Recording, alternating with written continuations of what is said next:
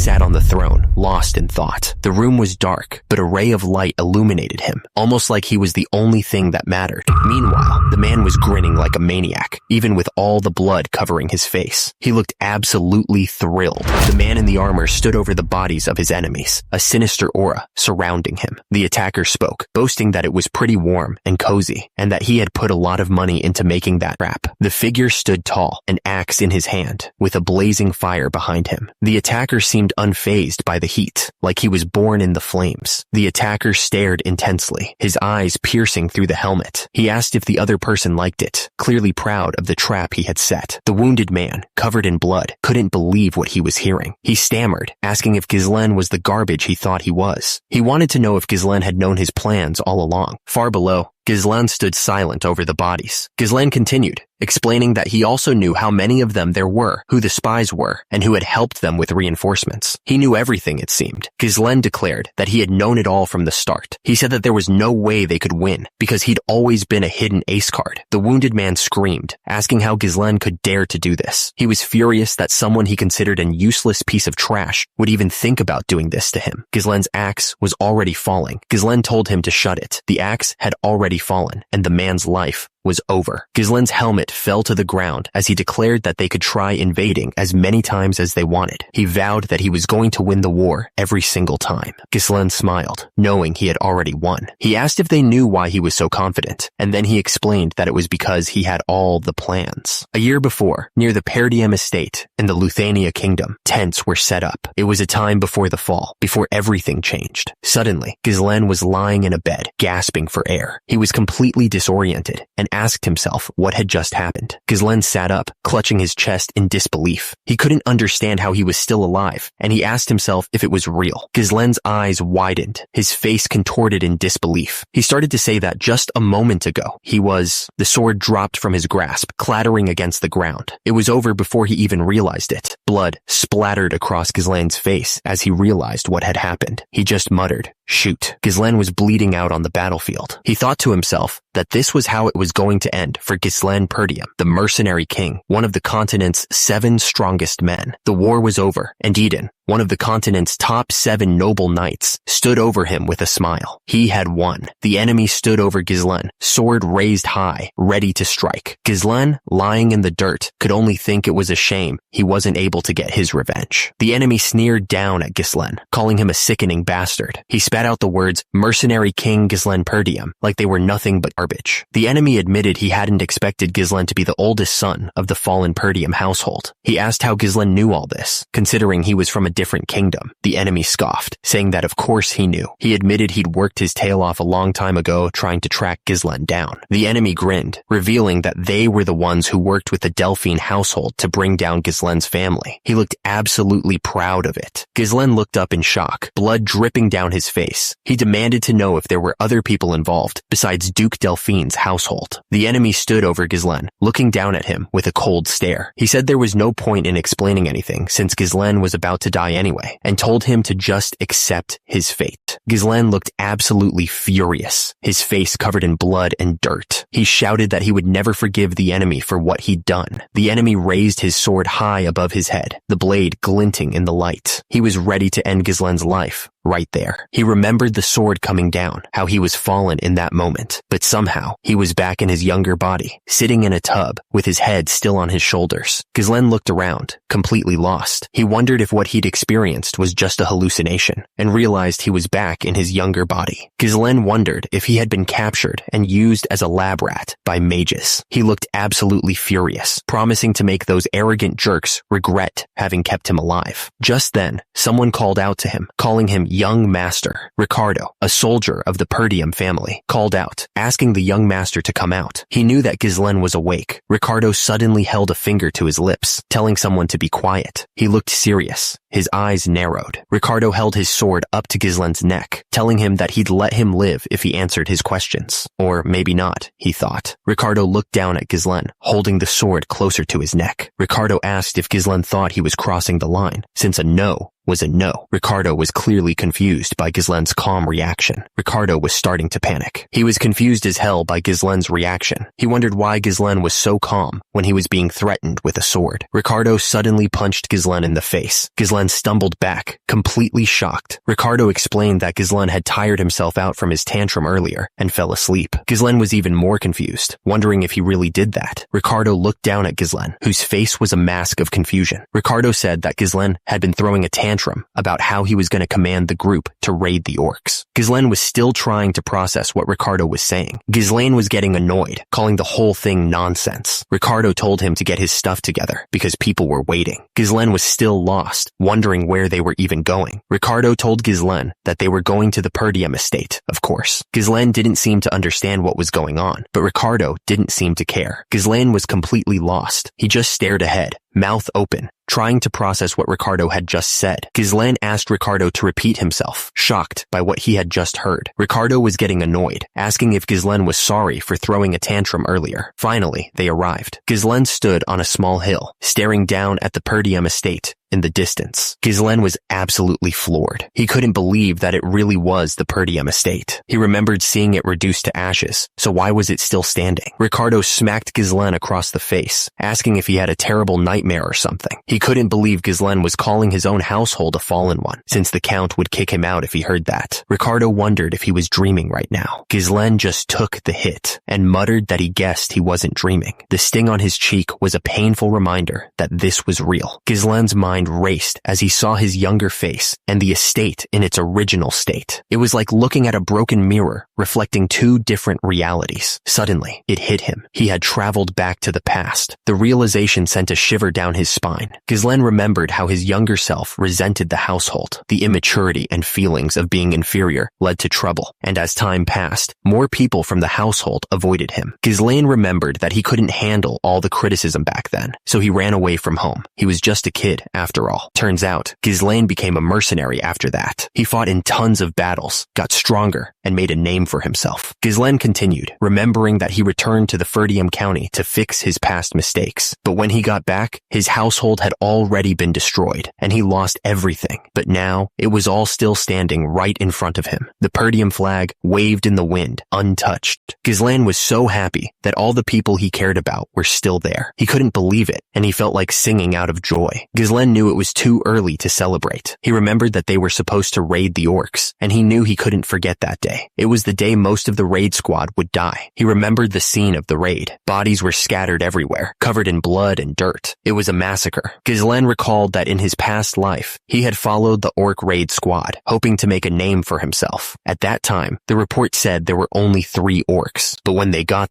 there were more than 20 orcs waiting for them. Almost everyone ended up dying because Ghislaine had been stubborn and wanted to command the squad. Ghislaine figured it should be doable enough, since those orcs didn't really have a strategy. The problem was whether these guys would trust him, since they all thought he was some useless scumbag. Ghislaine smirked, looking up at the scaffolding that had just been destroyed. He seemed almost happy about the destruction around him. The soldiers were caught completely off guard. They shouted that it was the orcs, their voices full of fear. The orcs were already upon them, axes raised and ready to strike. The soldiers screamed that the orcs were here, but it was too late. Ghislaine looked surprised, almost caught off guard. He wondered if the orcs had arrived this quickly in his past life as well. The orcs started tearing through the soldiers, leaving a trail of blood and bodies. It was a brutal scene, just like Ghislaine remembered. Raid Squad Commander Scovin shouted for everyone to get into formation. He ordered them not to panic and to get into a defense formation immediately. An orc swung its massive axe, taking out multiple soldiers with one swing. They didn't even have time to scream before they went flying. One of the soldiers realized they had let their guard down. He was pissed that they were getting ambushed when they weren't prepared at all. He shouted that there were way more orcs than they had been told, and at this rate, they were all gonna die. Another soldier screamed that there was an orc right behind Commander Scovin. The orc was already raising its weapon, ready to strike. The orc's axe smashed into the ground with incredible force, right where Scovin had been standing just a moment before. The ground cracked from the impact. The orc's axe was coming down fast, and Commander Scovin knew he couldn't dodge it. He braced himself for the hit, closing his eyes. Suddenly, Scovin heard a sound that made him open his eyes. At the same time, Ghislaine was moving at lightning speed, taking on the orc. Scovin couldn't believe what he was seeing and called out,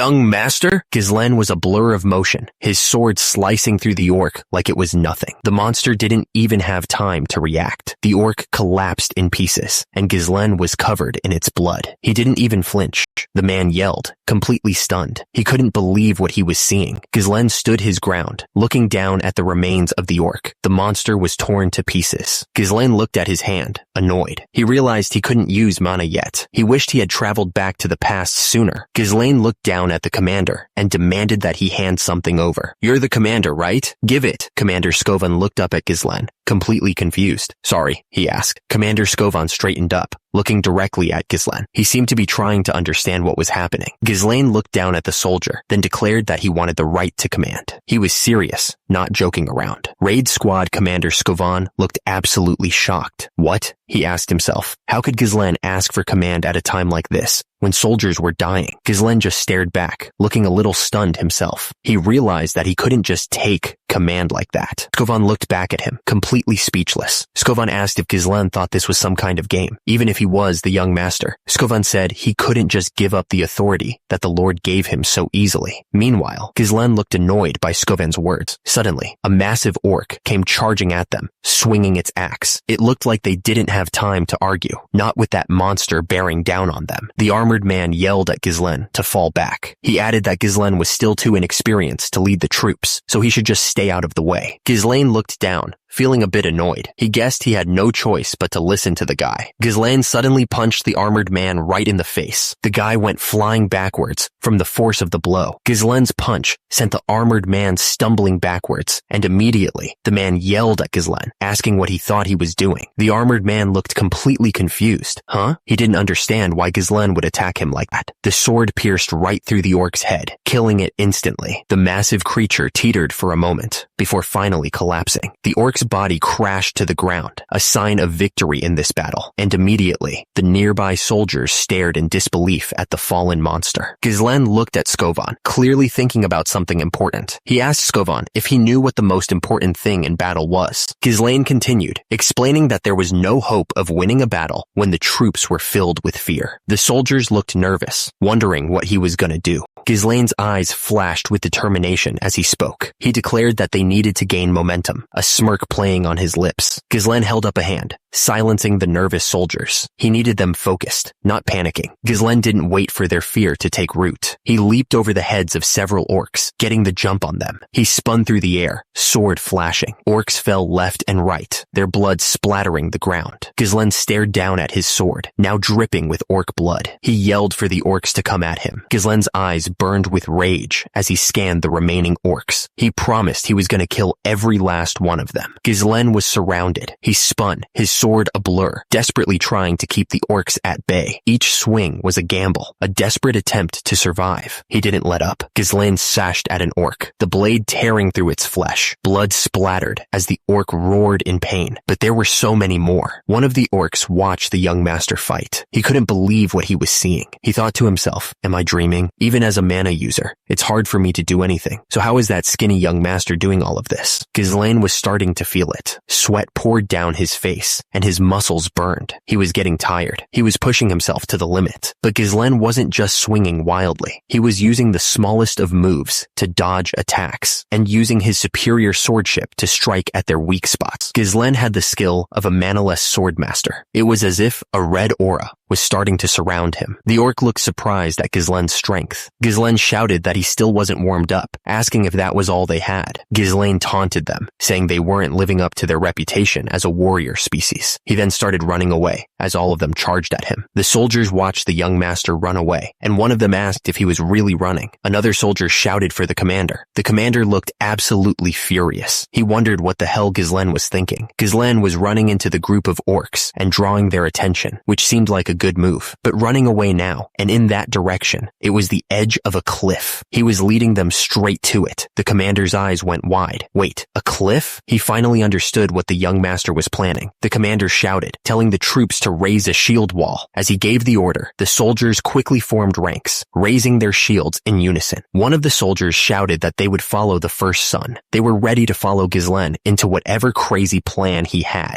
Ghislaine was still fighting the orcs, leading them closer and closer closer to the cliff's edge. The situation was getting pretty dangerous, but he didn't seem to care at all. Ghislaine told Scoven he was sure he had figured out what his plan was. If he was a skilled commander, he admitted he would have preferred to take them all down himself, but his stamina just wasn't up to it. Because of that, the orcs were getting pushed closer and closer to the edge of the cliff. Ghislaine smirked, saying that even with his low stamina, it should be enough for them to handle. The orcs screamed as they were pushed over the cliff, falling down to what was surely their deaths. The soldiers used their shields to push the orcs over the edge. They were so close to the cliff now that the orcs had nowhere to go. Yes, Ghislaine smiled, clearly satisfied with how things were going. Everything was falling into place. High above, the orcs tumbled down the cliff, falling to their doom. At the same time, Ghislaine looked up at them, ready for what was next. The commander screamed at the troops to push the orcs off the cliff, and immediately they surged forward, shields raised. The orcs struggled against the soldiers, but there were too many of them. Meanwhile, the commander yelled, his face red with effort. The orcs fell from the cliff. They were screaming as they fell, their bodies twisting in the air. The orcs continued to plummet, their screams fading as they disappeared into the mist below. It was over. The explosion ripped through the last of the orcs, sending blood and body parts flying everywhere. Below, the soldiers cheered, exhausted but alive. They had managed to kill all those orcs, and they were happy about it. The soldiers started yelling for the young master. They were clearly worried about him. The young master was falling off the cliff, his body twisting in the air. It looked like he was done for. A soldier reached out, trying to grab the young master before he fell completely. He yelled at him to grab his hand. The young master looked up, but he couldn't reach. He just couldn't grab the soldier's hand. Ghislaine was falling, and there was nothing to grab onto. He yelled for someone to hold on. At the same time, below, one of the soldiers looked up in horror.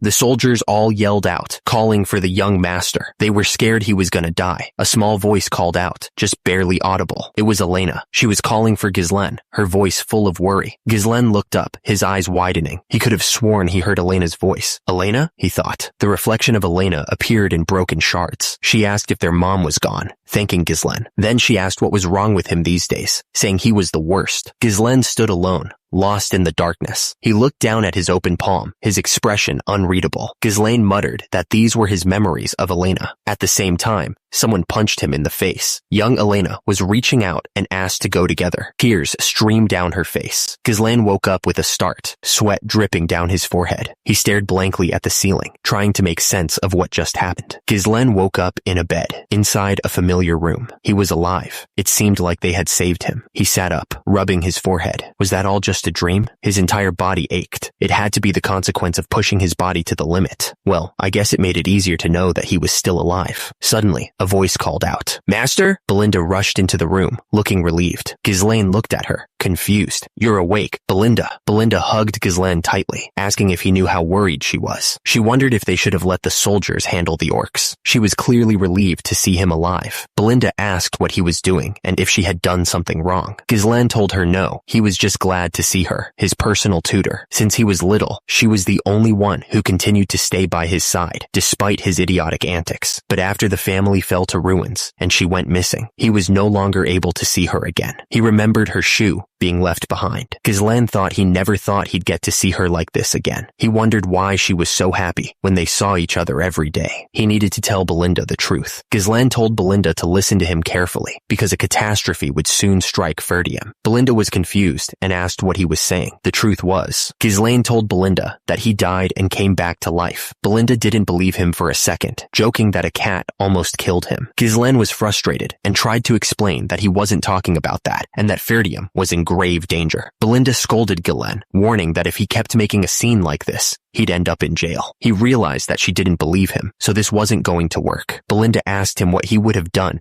if he was too hurt to even go to the festival. Belinda reminded him about the festival, asking if he already forgot about it. She explained that Lady Elena had been waiting for the day to go to the festival with him, clearly trying to cheer him up. Belinda said it would be a great chance for the two of them to become close to each other again. Ghislaine remembered that there was a festival that always happened around this time of year, and he stared at the picture of Elena. Ghislaine thought thought that in his past life, he didn't have time to enjoy festivals because of his traumatic experience. He sat alone in the dark, regretting his actions.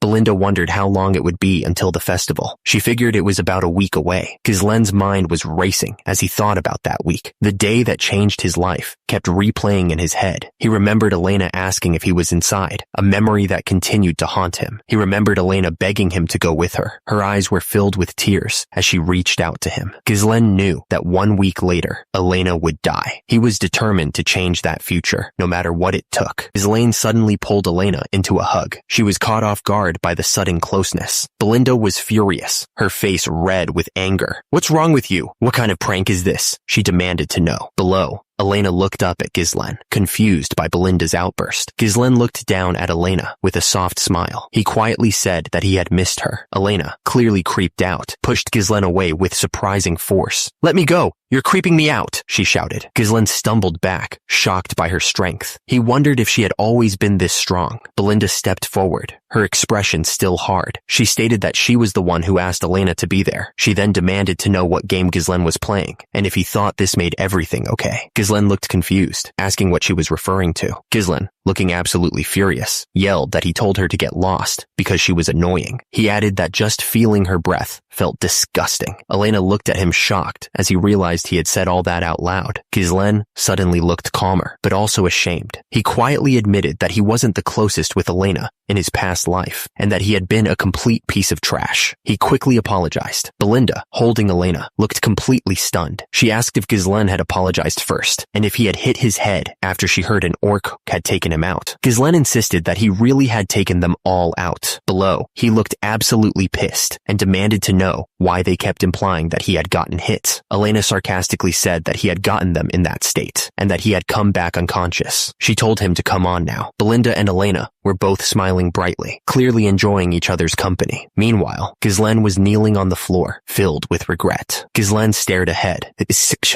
his expression hardening. He thought to himself that everyone was as he remembered them, and wondered why the past version of himself had wasted so much time on useless things. Ghislaine remembered the festival that was coming the next week. He recalled that he had rejected Elena's offer to go together, making up some excuse that the events from the raid squad had upset him. That was the last time Ghislaine had seen her. He remembered that Elena's body was later found shredded to pieces, along with her bodyguards. Below, the brutal scene of the massacre was still fresh in his mind. Ghislaine clenched his fist, his knuckles turning white. He thought he should have been with her, no matter what. Ghislaine was kneeling on the ground, looking up at them. He asked if they could head inside. 2 guards in full armor stood at attention. They announced that Miss Elena had arrived. These were her bodyguards, Jamal and Philip. Belinda asked Elena if something had happened to her that she had to wait outside. She apologized, explaining that the servants had asked Elena to oversee their work on the festival supplies. She wondered why they would ask Elena to do that. Below, Ghislaine looked up, confused and concerned. Belinda told Ghislaine that he wouldn't know anything anyway, because he always lazed around all day. She wondered why there was such a shortage of workers in Ferdium that even the young lady needed to work. She then said she was heading out, and that Ghislaine should take care of himself. She added that she didn't care about these things back then, so it was obvious that she didn't know. Meanwhile, Elena walked away with her bodyguards. Ghislaine stood up, looking determined. He offered to help as well. Elena looked up, clearly confused by his offer. Belinda wondered if Ghislaine had really gotten hit in the head. Why else would he volunteer to help? The market square was bustling with activity as people set up stalls and prepared for the festival. Servants hurried around, carrying supplies and decorations. Ghislaine shouted that he had offered to help and for them to get out of his way. He added that people would be too scared to work with them around and that they should stay out of trouble. Below, workers continued to set up for the festival, trying to ignore the commotion. Ghislaine realized that Elena's body would be found near the slums, far from the festival grounds. Someone must have killed her there or forcibly moved her there. Because of that, he knew he needed to learn the layout of the castle to prevent it. Ghislaine winced, holding his face. One of the servants looked at him, concerned, and exclaimed, "Ghislaine, my lord, that face." Old man Fergus seemed relieved to see Ghislaine. He was thankful that Ghislaine was well. He said that he had come as soon as he heard the news about the orcs, but that they could stop talking about it now. At the same time, Ghislaine leaned on him for support. Belinda said that it was great timing, and that old man Fergus should take Ghislaine back to his room, since he was acting weird after waking up. Old man Fergus agreed that he would. Ghislaine thought that this this damned hooligan image was getting in his way again. Ghislaine figured that it couldn't be helped. He'd get to know what was going on around the castle better in the following week. Ghislaine asked Old Man Fergus if there was an abandoned training field in the castle and told him to take him there. Old Man Fergus was confused and asked why. Ghislaine simply said that he wanted to train. Old Man Fergus seemed surprised by his request. Old Man Fergus agreed to take him there. He said that it was this way. Ghislaine's eyes widened as he took in the sight before him. He was clearly surprised by what he was seeing. Ghislaine looked around the training area, impressed. He said, "What? It's in a much better condition than I expected." Ghislaine thought that it was a perfectly suitable location to train at. He had never seen anything like this as a mercenary. Old Man Fergus replied that they kept it maintained in case he wished to use these facilities. Old Man Fergus looked at him with a small smile. He said that he was certain that what Ghislaine was going through was just a phase. Ghislaine stared at Old Man Fergus, lost in thought. He wondered if Old Man Fergus had also acted this way in his past life. Ghislaine looked down, lost in his thoughts. So that's what had happened, he thought to himself. Ghislaine said he needed to live a long life because dying really felt like trash. Old Man Fergus asked him to beg his pardon, since he was said to have already experienced life and death. Ghislaine smirked, replying that Old Man Fergus was sharp and that he actually did die and was resurrected. Old Man Fergus responded that he thought that was enough tomfoolery, my lord. Ghislaine told Old Man Fergus that he could head back and that he was going to start training. He added that he would be just outside. Ghislaine thought to himself that he had always treated everyone around him like they were his enemies, but he realized he was just short-sighted back then. He was starting to regret his actions. Ghislaine thought about the week ahead. Back then, it was revealed that the one behind Elena's death was a lord from a neighboring territory. The war had dragged Perdium to its end, a dark flag waving over the destruction. And the thing is, Elena's death was the starting point of it all. That meant he had to set things straight, starting now. Ghislaine looked absolutely determined. He needed to fix everything from here on out. First things first, Ghislaine needed to get himself into better shape. It sucked that he didn't have a lot of time, but he should at least be able to control mana. Mana was a supernatural resource that allowed humans to break through their limits. Most people said that noticing and taking in the mana was the hardest part, but he was able to do that, even on the chaotic battlefield. Ghislaine had to connect the mana particles floating in the air and bundle them up as if he was spinning a spool. He focused, trying to feel the energy flow. Ghislaine sat there, mana swirling around him. He figured that for someone like him, who'd been through tens of thousands of battles, creating a mana core was a piece of cake. He wasn't just relying on talent, though. Ghislaine had a method from that half-burned book on magic that he picked up, and because of that, he was able to stand with the strongest 7 of the land. He was using the natural mana core of humans to his advantage. Ghislaine could create a second, and even a third. The power was flowing through him. He was creating a connected mesh of multiple cores. As a result, he could create an explosive force. The energy was almost too much to handle. Ghislaine coughed up blood as he kneeled down. 3 was his limit, for now anyway. Even though he was able to reach 5 in his past life, he stared at his hand, still covered in blood. This method allowed one to create an explosive force in a short time, but it also required an extremely large amount of mana. In return, it was a dangerous game he was playing. That loss to Idun still stung. It was the primary reason he had lost in his past life. He remembered bringing a whole Night Order to fight against him when he had run out of mana. He was sure he would have won if it was a fair fight. He clenched his fist, looking down. It was inherently an unstable technique, but this was enough for now. He had a youthful body and a lot of time now. He would get his revenge and take Idun's head this time. His face twisted in rage. Even those bastards standing behind House Delphine, who helped destroy their country, he would destroy them all. 1 week later, it was the day of the festival. The castle loomed in the distance, unaware of the storm about to break. Ghislaine tightened his sword belt, preparing for whatever might happen. He had a bad feeling about this festival, and he wasn't going to be caught off guard. Sword at his side, Ghislaine walked through the festival. People bustled around him, enjoying the festivities, but he was on high alert. He scanned the crowd, searching for any sign of danger. Suddenly, Elena stopped dead in her tracks. Her eyes widened in surprise, and she stared directly at Ghislaine. Elena looked looked surprised to see him. She said, "Wow, you really came. What happened? You never come to these sorts of things." Ghislaine responded that, as a Perdium, he should at least come to festivals every once in a while. Elena narrowed her eyes, looking at him suspiciously. She told him he'd been acting real odd recently, and that she'd heard he'd been doing nothing but training in the past week. Elena asked what was so wrong about the next in line of a Knight family training. She didn't care about these kinds of things before. She reminded Ghislaine that he was the one who said their dad was annoying, and that he wished he was the Lord already. Elena smiled and said that she liked the way things were now. Ghislaine remained silent, listening to her every word. Elena looked at him, commenting that it seemed like the old him was back. Meanwhile, Ghislaine was lost in thought, considering his next move. Ghislaine realized something in the past week. He understood that his actions had changed, so his reception and the future were also slowly beginning to change. Belinda told the guards to figure it out themselves if the young master created trouble. She warned that they really couldn't afford to have any problems, especially with a lot of visitors. She told them not to worry. They could trust her. The general flow of things might be the same, but it was difficult to know how his actions would impact everything. He had to consider every possibility. Making good use of the information from the future was his job. Ghislaine knew he needed to respond to each situation effectively. Ghislaine's preparations were complete. He felt a surge of confidence. Everything was ready, and immediately, Ghislaine grabbed Elena's hand, and they ran together through the town.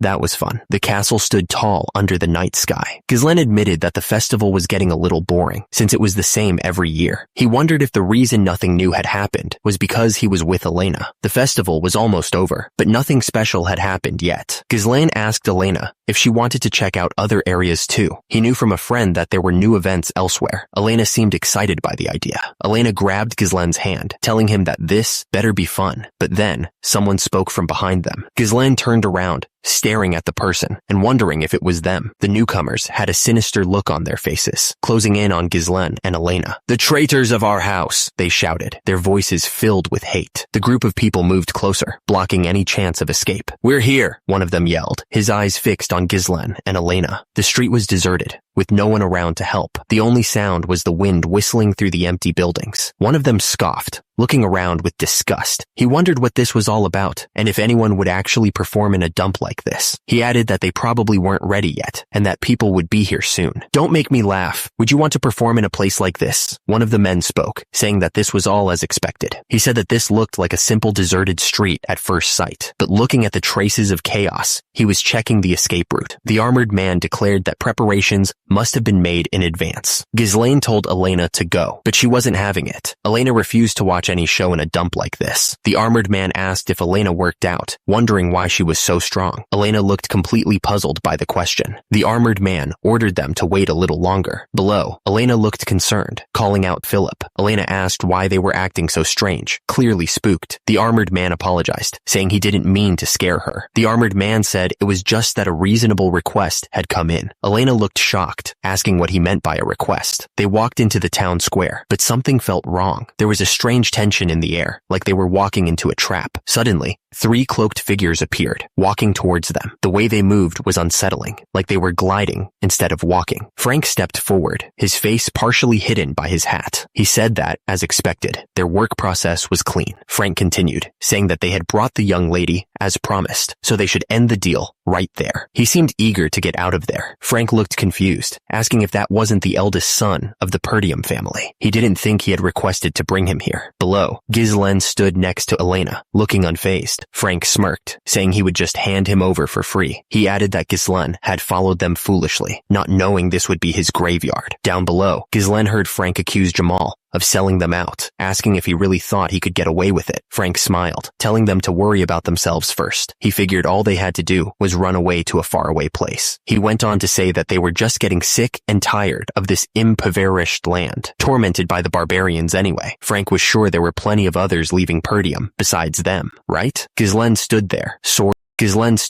sword in hand. Frank looked shocked, unable to say anything. Elena watched as Ghislaine stood over Frank, who was now lying dead on the ground. Ghislaine declared that at least the others never sold them out. The attacker wondered how Jamal, that idiot, could lose to an amateur like that. Below, Jamal stared up in disbelief as a sword pierced right through his head. Jamal was stunned, unable to believe what was happening to him. It was impossible, he thought, as the sword went all the way through. Ghislaine stood next to Elena, looking down at Jamal Jamal's lifeless body. The rain started to fall, washing away the blood. The observers wondered if that was really the eldest son of Perdium. They thought he'd never had any real combat experience or fundamental training. Judging by his appearance, one of them thought he wasn't mistaken. Although they were taken off guard, Ghislaine instantly killed 2 knights. The observers realized that Ghislaine's attacks used mana. Ghislaine stood over Jamal's corpse, the sword still stuck in his head. Elena grabbed onto Ghislaine, clearly scared. She asked what the hell was going on. Ghislaine's face was blank, showing no emotion at all. He just stared ahead. Elena screamed, her voice full of terror. Ghislaine knocked Elena out cold, and immediately, a man thanked him for doing the work for them, calling him the eldest son of Perdium. Around the area, the knights lay dead on the ground. Meanwhile, the man with the pipe admitted that Ghislaine was much different than what he had heard. He wondered if he had been hiding his true skills. Ghislaine held his sword, the blade dripping with blood. He wondered aloud what it mattered to them. Below, he looked down at the men with a cold stare, muttering about the number of enemies. The man with the pipe stood with 2 other cloaked figures. He said that the 2 beside him were nothing, but the one in the middle had mana on a different level. Ghislaine knew he had to end this quickly. Meanwhile, below, he asked the group who had requested this hit. He figured there was no need for a dead man to know that. Ghislaine figured they wouldn't say it so easily. No matter, he thought. Ghislaine was sure that they would spill it soon enough anyway. The leader in the black cloak said that they shouldn't sever his head. Instead, they should capture him alive and break every limb in his body so that he couldn't help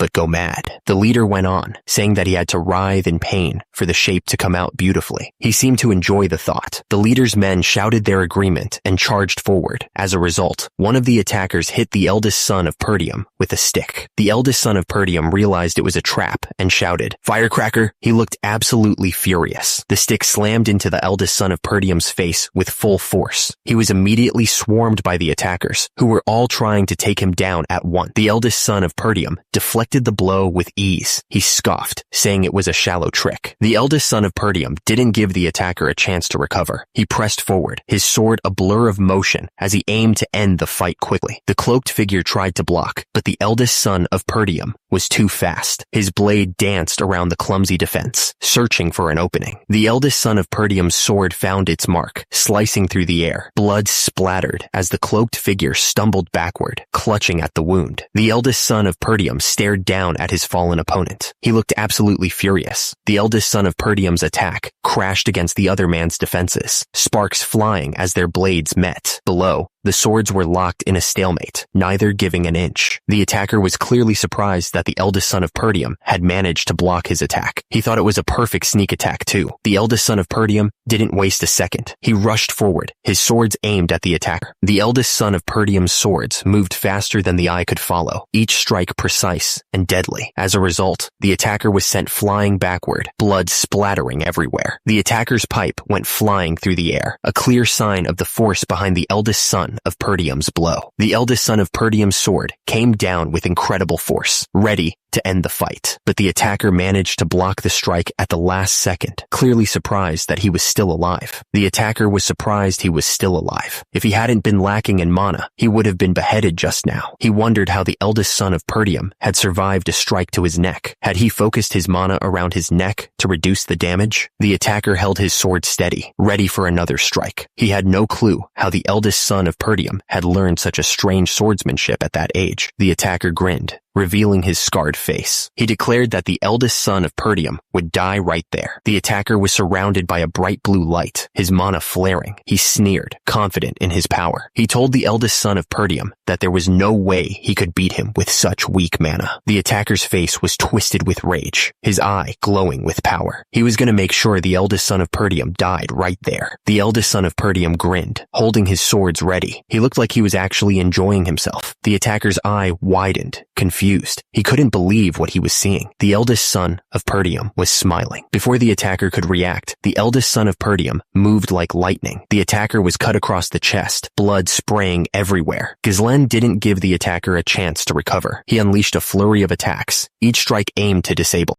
The attacker was bleeding, but he still had the nerve to talk. He told Ghislaine that his mana was too weak for any of this to work. Suddenly, the attacker coughed, blood splattering on the ground. He couldn't believe what was happening to him. him. The attacker was completely shocked. He couldn't understand how Ghislaine's attack had been so powerful. He realized that the true culprit behind Elena's death was standing right in front of him. Ghislaine was surrounded by a red glow, his eyes burning with rage. He told the attacker that he was the one he was looking for. Ghislaine's eyes burned with an intense light as he prepared to unleash his full power. He warned the attacker to brace himself because he was about to unleash his third core. The attacker was completely caught off guard by the sudden surge of power. He asked in disbelief how Ghislaine had managed to boost his mana so much, and immediately, Ghislaine attacked with incredible speed, daggers flashing. The attacker could barely keep up, realizing just how fast Ghislaine had become. Meanwhile, Ghislaine pressed his advantage, attacking with a flurry of sword strikes. The clash of steel echoed through the air as Ghislaine relentlessly attacked. Each strike was delivered with precision, forcing the attacker to struggle to defend himself. The attacker was struggling to block, exclaiming that the force of Ghislaine's attacks was making his hands go numb. He was starting to wonder how Ghislaine could draw so much mana, since it usually had a limited effect. Because of that, the attacker's sword started to crack under the force of Ghislaine's blows. The attacker was stunned, blocking Ghislaine's attacks with difficulty. He exclaimed that he had never heard of a method that could increase mana so explosively. The attacker continued to struggle to keep up with Ghislaine's attacks. He realized it was as if Ghislaine had become a completely different person. Ghislaine didn't give him a moment to breathe. He attacked with such force that the attacker's sword started to crack. Ghislaine pressed his attack, shards of the attacker's broken sword flying everywhere. He moved with incredible speed, not giving the attacker any chance to recover. Ghislaine stood over the attacker, who was now bleeding and defeated. The attacker was done for, with no hope of winning. Ghislaine didn't hold back, going all out against the attacker. Every strike was thrown with the full force of his body behind it, blood splattering everywhere. The attacker screamed in pain, blood gushing from his mouth, and immediately after, Ghislaine's fist slammed into his face, knocking him to the ground. Ghislaine stood over the attacker, ready to get some answers. He grabbed the attacker by the neck and asked him to finish their conversation from before, demanding to know who had requested this attack. The attacker was in bad shape, but he wasn't giving up just yet. He muttered that he wasn't going down so easily, his hand reaching for a hidden knife. The attacker, with a desperate look in his eyes, announced that he would at least take Elena Perdium with him. He raised the knife, aiming it at the young girl. The attacker screamed, trying to stab Ghislaine with the knife, but immediately after, red threads shot out, wrapping around the attacker's arm. Ghislaine grabbed the attacker, his eyes cold and unforgiving. He offered to make a deal, saying that if the attacker answered his question, he would sheathe his sword. The attacker realized he was trapped, unable to move. He wondered when Ghislaine had created those threads, using mana. At the same time, Ghislaine's hand glowed with blue mana. Ghislaine was sure someone of the attacker's skill would know how to patch himself up. He was completely unfazed. Ghislaine threatened that it wouldn't matter if he destroyed the attacker's mana core. The attacker looked absolutely shocked by what he heard. Ghislaine held the attacker's arm tightly, his mana flowing around it. The attacker looked absolutely terrified. The attacker realized his mana was scattering. He didn't understand how this was happening. Ghislaine asked if the attacker was out of his mind, warning that one wrong move could cause an explosion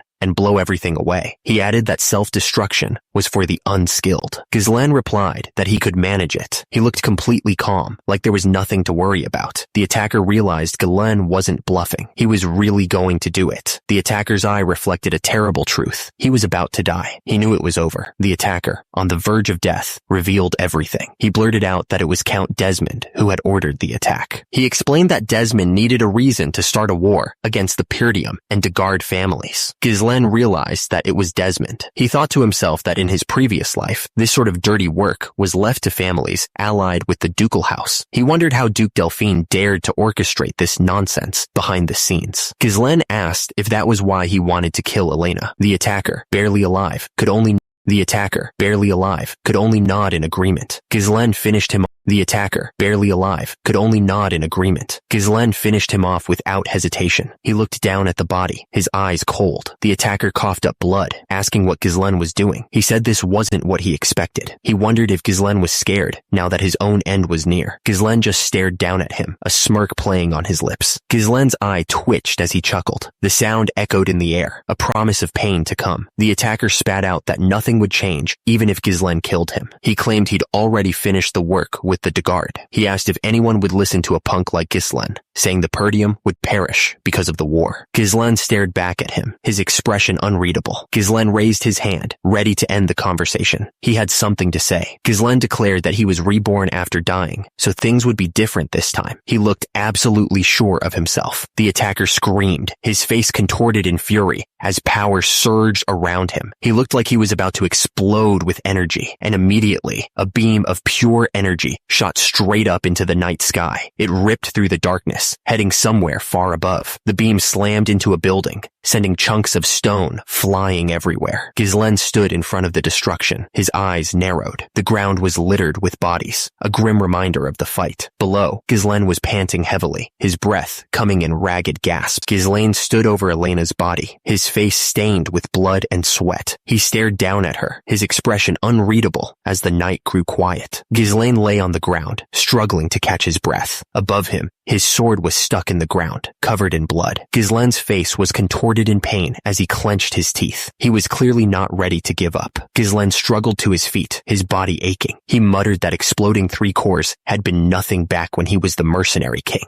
Gislen pushed himself up, his eyes burning with determination. He wouldn't fall here, not like this. Gislen glanced down at Elena's body, a sudden realization hitting him. He remembered that in his previous life, they had found another body, besides Elena, at this place. He recalled what the guy had said earlier. The leader in the black cloak turned away, his expression unreadable. Below him, the son of Dagard lay dead, covered in blood. The leader figured that the son of Dagard had been killed along with his escort knight, so that was how they silenced them and framed them as Elena's killers, huh? The leader realized that the moment this was revealed, the war would begin. He decided they needed to erase this evidence. The leader held a lighter in his hand, ready to burn everything. Gislen, carrying Elena, declared that he wouldn't let things happen as the leader intended. He had to protect Elena. Gislen ran as fast as he could, carrying Elena away from the chaos. The leader watched him go, his expression hidden by the shadows. The mission had been a total failure. The words hung in the air like a death sentence. The leader was absolutely furious. He shouted, asking how they couldn't even take care of just one girl when he sent guard knights and Frank, who was supposed to be the best they had. He wondered if they let their guard down because they thought it would be easy. The subordinate stammered, trying to explain that it was all because of Gislen Perdium. He looked terrified of the leader's reaction. The leader scoffed, asking if he was talking about Gislen, that useless trash from the north. He asked if the subordinate was seriously trying to use him as an excuse, since everyone knew Gislen was a useless piece of garbage. The subordinate insisted that Gislen was completely different from the information and rumors they had. He seemed genuinely shocked by this. Gislen moved with incredible speed, his blade a blur as he cut through his enemies. He was a whirlwind of destruction, each strike precise and deadly. In the end, blood splattered across the ground, a testament to his power. The leader's face was a mask of disbelief as he realized something was very wrong. It was as if Gislen was a completely different person, and immediately, Gislen walked forward, seemingly unaffected by the chaos around him. The subordinate pleaded, saying they had already taken care of things with dragons, so starting the territorial war wouldn't be an issue. He begged for one more chance, but the leader cut him off, shouting that he couldn't even find out enough information on one kid. He asked if the subordinate realized how much of a setback this had caused, and how he dared ask for another chance after failing such an easy mission. The leader, his face twisted with rage, ordered the men to eliminate Gislen, and immediately, a cloaked figure knelt before him, ready to carry out the command. All this drama? Gislen thought it was too noisy. The leader paused for a moment, considering the situation. He slowly agreed, simply saying, yes. The leader stared down at the subordinate, his eyes burning with intensity. He demanded to know what kind of chance the guy wanted. The subordinate, desperate to redeem himself, shouted that he would get rid of Gislen Perdium,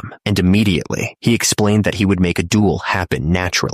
The leader was curious, wondering who the subordinate had in mind. Down below, the other subordinates waited anxiously for the answer. The subordinate revealed that the person he had in mind was Kane Loops. He explained that Kane was famous for his self-created swordsmanship, and, despite his young age, had become a powerhouse. The subordinate added that he could confidently say that Kane was a monster in the north, and a match for the top strength. The subordinate added that Kane was also Gislen's cousin, so he was sure it wouldn't be hard to get them to meet. Below, the leader listened intently, waiting for him to continue. The leader's face was hidden in shadow, but his voice was clear. He warned the subordinate that if he failed again, the leader's eye glowed with a menacing light. He finished his warning, saying there wouldn't be a next time if he messed up again. The subordinate responded immediately, promising that he wouldn't disappoint the leader. Meanwhile, back at Perdium Castle, the training hall was quiet. The air was still, but that wouldn't last for long. An armored knight suddenly shouted, warning the young master that something was coming towards him. At the same time, a bright blue energy ball hurtled forward, leaving a trail of power behind it. Immediately, the knight prepared to strike, his sword glowing with the same blue energy. As a result, a blade of pure energy cut through the air, heading straight for the approaching ball. The knight's grip tightened around the sword, his knuckles white with tension. He focused all his power into that one swing, ready to meet the energy ball head on. Ghislaine stood in the training hall, watching the knight's display of power. He seemed impressed, but also a little surprised by what he had just witnessed. He muttered, "All right, that should do." Fergus approached the knight and said, "Oh, old man Fergus, sorry, you were so focused on your training." He paused, his curiosity getting the better of him. He asked, "How did you do that just now?" Ghislaine held up a glowing string of light, a strange look on his face. He asked, wondering what it was. Ghislaine explained that it was a mana thread, a way of using mana like a string. He looked closely at the glowing strands, his brow furrowed in thought. Ghislaine recalled that he used to use mana thread all the time in his past life, but with his current skill level, he would need to use too much mana to use it like he used to. Ghislaine realized that if he just made one thread to use less mana, he could still use it despite having less mana. A grin spread across his face as he figured it out. Fergus admitted that he thought he had trained his mana for a long time, but he had never seen anything like this. He was clearly impressed by Ghislaine's control. The man was stunned, he thought to himself, wondering how Ghislaine was suddenly able to use mana like that. Just a while ago, he didn't even train it. Ghislaine asked if the man wanted something from him. The man responded that he just wanted to stop by to say something. He seemed a little nervous. The knight thanked Ghislaine for protecting the young lady. Ghislaine replied that it was just something he should have done. He seemed a little embarrassed by the praise. Ghislaine suggested that they go eat. He was probably starving after all that fighting. A few days passed after that. The festival was paused, which made sense, since a guard knight tried to traffic the young lady. What a scumbag. Elena was getting annoyed. Everyone thought she was lying when she said Ghislaine was the one who saved her. She thought they should say something to them, but she knew it was fine, since they wouldn't believe them anyway. At the same time, other people sat around a table. Belinda realized it was Jamal and Philip who were trying to take Elena for themselves. Those scumbags. Belinda knew they were perverts. Below, Ghislaine thought about how Elena lived. Ghislaine had been able to stop the war from happening, but he was sure they wouldn't give up. He couldn't stop them on his own forever, so he realized he needed to grow a military force. Because of that, he knew he had to get more into politics. Ghislaine interrupted, excusing himself. He knew he had to get more into politics in order to do that. He'd have to get used to it fast. He was already getting pulled in different directions. Ghislaine was confused. He asked Belinda why they were getting dessert first. Belinda reminded him that he knew how their situation was. They had bigger problems than bread. A man lay on the ground in shock, probably from the recent events. At the same time, a man below yelled, demanding that they compensate the damages they had caused with the cancellation of the festival. A man was trying to calm down the crowd, but it was no use. The crowd was shouting, demanding compensation. They were saying that the people inside were swimming in money and should come out. Ghislaine looked out the window, confused. What the hell was going on out there? Belinda turned to Ghislaine, explaining that she knew they'd do this. She reminded him that their county was full of merchants who made a living from the profits that came from the festival, right? The crowd continued to shout. Since the festival was cancelled after just one day, it made sense that they were upset. Ghislaine looked worried. Was the county situation really that bad? This wasn't good at all. He realized that the crowd would only get more aggressive if he didn't do anything about it. Ghislaine turned to old man Fergus, demanding to know what the soldiers were doing. He ordered him to send them down to calm that crowd down. Fergus told him that they didn't have any soldiers. Ghislaine was shocked. Most of them had been sent to the Forest of Monsters for the reforestation because of the orc raid. Because of that, they were all there.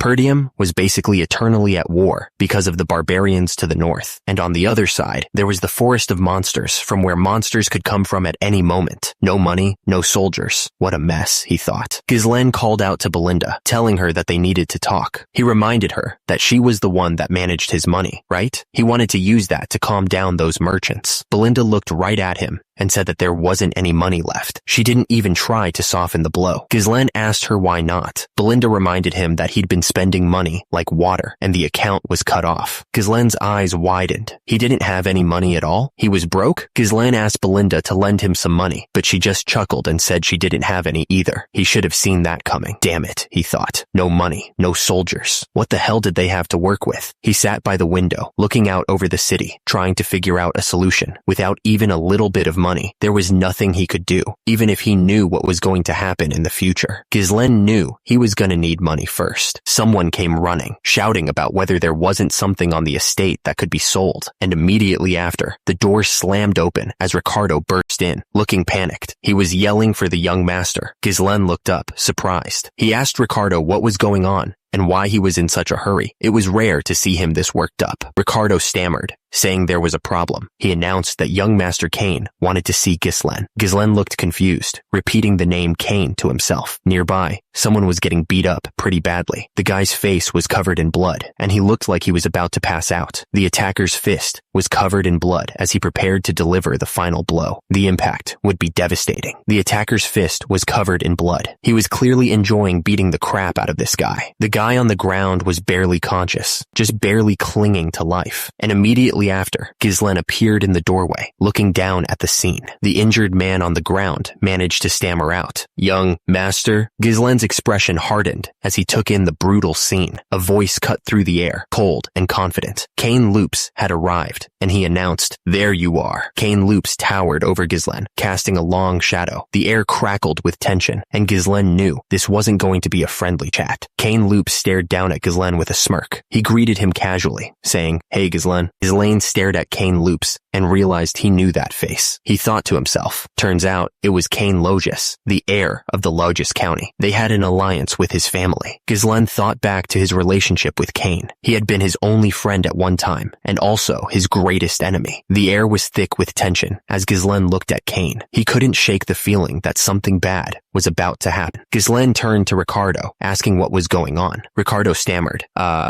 you see, we responded to a report of a disturbance at the tavern." Ricardo explained that they found Kane Logis at the tavern with his escort knight. Kane recognized them and asked if the rumors about Ghislaine were true. So, Commander Scovan explained the details of the rumors to him. Kane grabbed the guy by the throat, lifting him off the ground. He demanded, "You dare lie before the heir of Logis?" Ricardo looked nervous. He muttered, and that was how it happened. The guy who got choked started talking. "Hey now, if you're gonna tell him, you better tell him the truth. He claimed that you, who's never even trained, took down an orc with your bare hands and dealt with the treacherous escort knights yourself. That's why I just gave him a little wake-up call to knock some sense into him." On the ground, the injured man groaned. Kane stared down at Ghislaine, clearly not happy. "This wouldn't have happened if you didn't lie in the first place," he said, his voice cold. Ghislaine was thinking about Kane. He had always treated him like he was less important. Every time Kane visited Perdium, he always made a mess. Even after causing all that trouble, no one could say anything, because Ghislaine was basically his subordinate. No one looked down upon Kane, but Ghislaine always had an inferiority complex. Kane's confidence and bold behavior were praised as qualities fitting of an heir. That's why Ghislaine was criticized more. He closed his eyes, remembering those harsh words. Ghislaine thought to himself, look at this guy, huh? Usually, Kane would have charged at him with this much provocation. We're going back in time a bit, to Logis County. It was a while ago. Someone asked, sounding surprised, "What? Kill Ghislaine?" The cloaked figure replied that if he succeeded in this task, the esteemed one would support the Logis family. The cloaked figure explained that it wasn't hard to deal with a punk like him, but Ghislaine was also an heir to his land, so they could lure Ghislaine into a duel, making it look like an accident. And immediately, he added that he would go with him as his escort knight to plan everything, so there was nothing to worry about. The cloaked figure said that this was a rare chance, even for him, but the muscular man was thinking about how he would have to kill his own cousin, Ghislaine. Kane Logis looked impatient and said that they should leave right away. Kane Logis wondered if they wanted to eliminate Ghislaine because something about him had changed. He was starting to get a bad feeling about this. Ghislaine, who was nearby, looked over and asked what was going on. While some guys were fighting in the background, Kane Logis demanded to know why the other man was standing still. He told him to bring the thing that had been prepared for him. Cain added that they should liven up the mood and have an amazing time.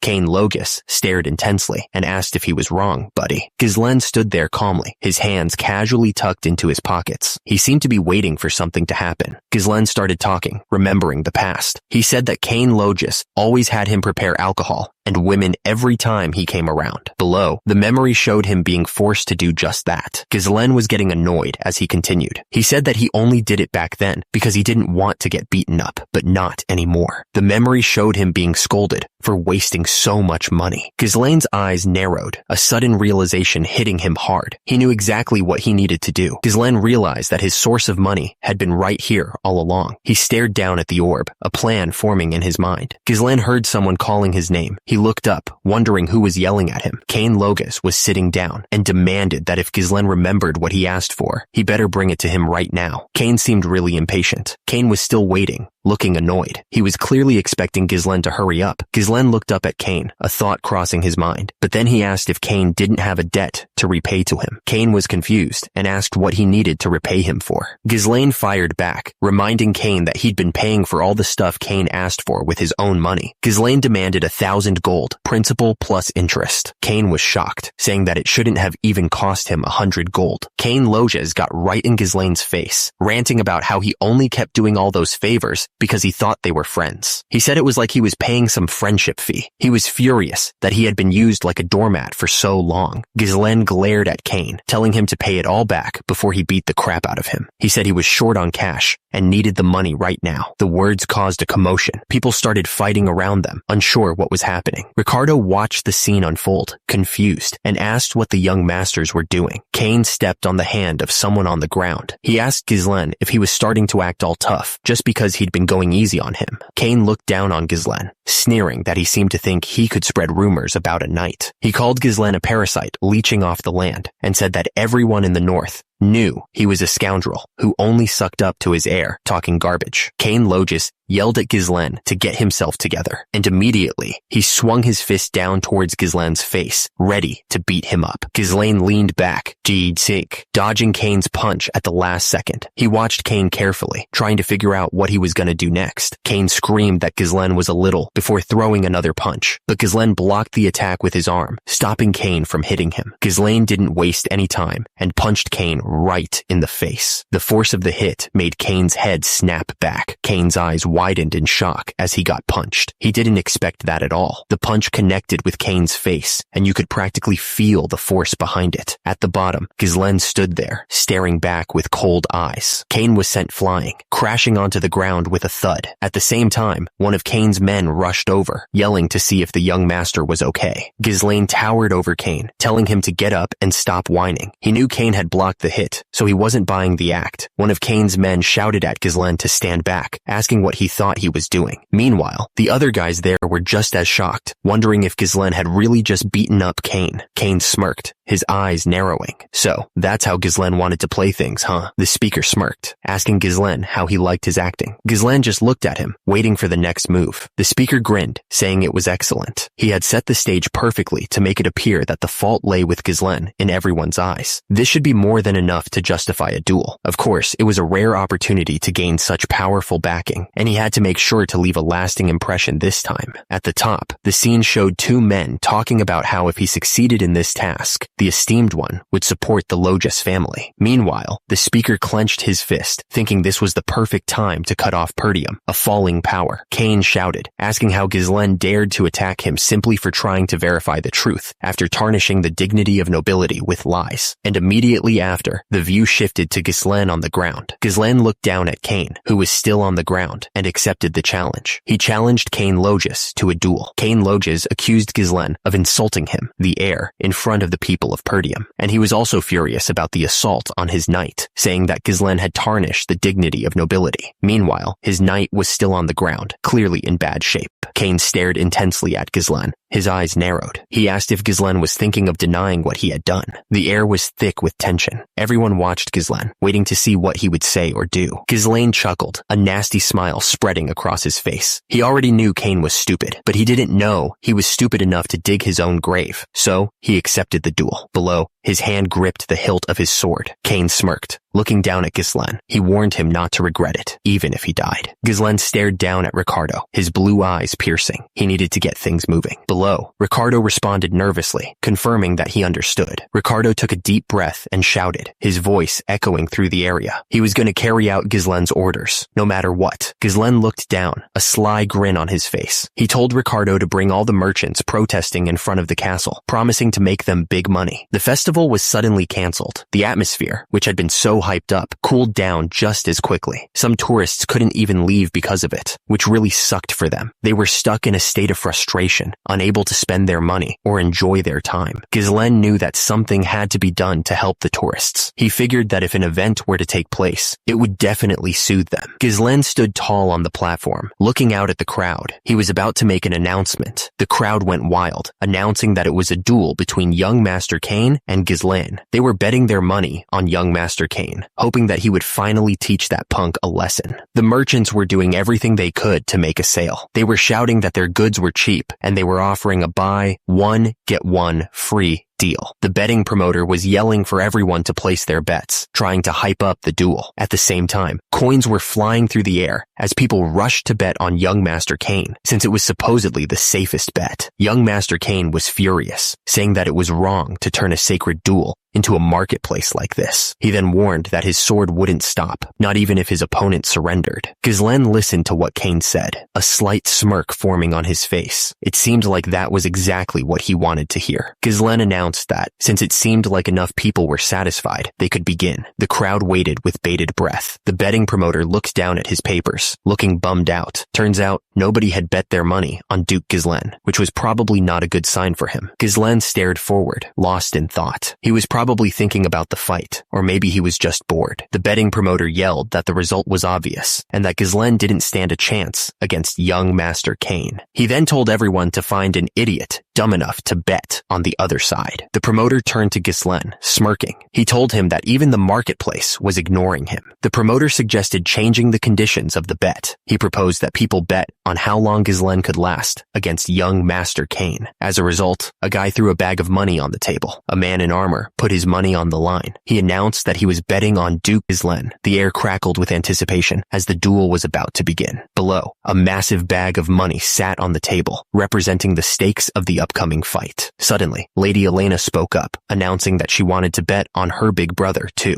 Beside her, Belinda watched with a small smile. Ghislaine looked shocked, clearly surprised that Lady Elena was getting involved. Below, one of the men looked back at her, equally surprised. Lady Elena declared that the money should be enough. She reminded them that she had advised against this whole thing. Young Master Cain, at the bottom, looked annoyed that he had to wait. Young Master Cain told Ghislaine to get ready. He said that since he was older, it'd be strange for him to make the first move. Ghislaine just stared back, holding his sword. Ghislaine gripped his sword tightly. He was ready to face whatever came next. Ghislaine raised his sword high, ready to strike. He was focused on his opponent. Ghislaine stared down at Cain. His eyes narrowed. At the same time, Cain glared back, equally intense. Ghislaine held his sword steady, ready to fight. He told Cain that it was too late for him to act like the older one now. Cain charged forward with incredible speed. The force of his movement stirred up the air around him. Ghislaine swung his sword down with incredible force. Cain struggled to defend himself, barely managing to block the blow. Cain's eyes showed pure fear. He knew he was in trouble. Ghislaine stared down at Cain, his face twisted in anger. He told Cain that he had already stooped too low to save face now. Meanwhile, Cain struggled to block Ghislaine's relentless attacks. Ghislaine didn't let up, swinging his sword again and again. Cain barely managed to keep up, blocking each strike with a desperate parry. Ghislaine's sword moved like lightning, each strike carrying immense power. Cain was pushed back further and further, struggling to stay on his feet. The crowd was going wild, cheering for young Master Cain. They were sure that Ghislaine wouldn't even be able to land a single hit. Cain was smirking, clearly enjoying the attention. A man asked Lady Elena what they should do. saying they had to stop the duel right away. But Elena said it was too late. Anyone who dared cross swords with Cain was already trapped. Cain was moving fast, forcing Ghislaine to block each strike. At the same time, someone explained that Cain's opponents were always overwhelmed by his power. They would use all their energy just trying to dodge. The exhausted opponent, after dodging for a while, would eventually leave an opening, and as a result, they would meet their end, beaten on the ground. Cain was still smiling, confident as ever. He told Ghislaine that his skills had actually improved from before. Ghislaine readied his sword, realizing that Cain's movements actually made sense. He was starting to understand Cain's strategy. Cain attacked, taunting Ghislaine, telling him that he was always good at running away, even back in the old days. He seemed to be enjoying himself a lot. Ghislaine was sent flying into the air from the force of the blow. He had no chance to defend himself. At the same time, a man in the crowd shouted, "Young master!" But from below, Cain declared it was over for Ghislaine. He was sure of his victory. Cain brought his foot down, shouting that Ghislaine would die right there. The ground cracked from the force of the impact, and Ghislaine's face was filled with pain. Ghislaine looked down at Cain, ready to strike. He thought that he wanted to go easy on him. Ghislaine came down on Cain with his sword. He shouted that Cain had crossed the line. Ghislaine landed on his feet, his eyes narrowed in determination. He was ready to continue the fight. Ghislaine had recovered, using mana to steady himself. Below, a man in the crowd looked on in disbelief. He wondered if Ghislaine had really managed to return to a stable state by condensing mana into his legs.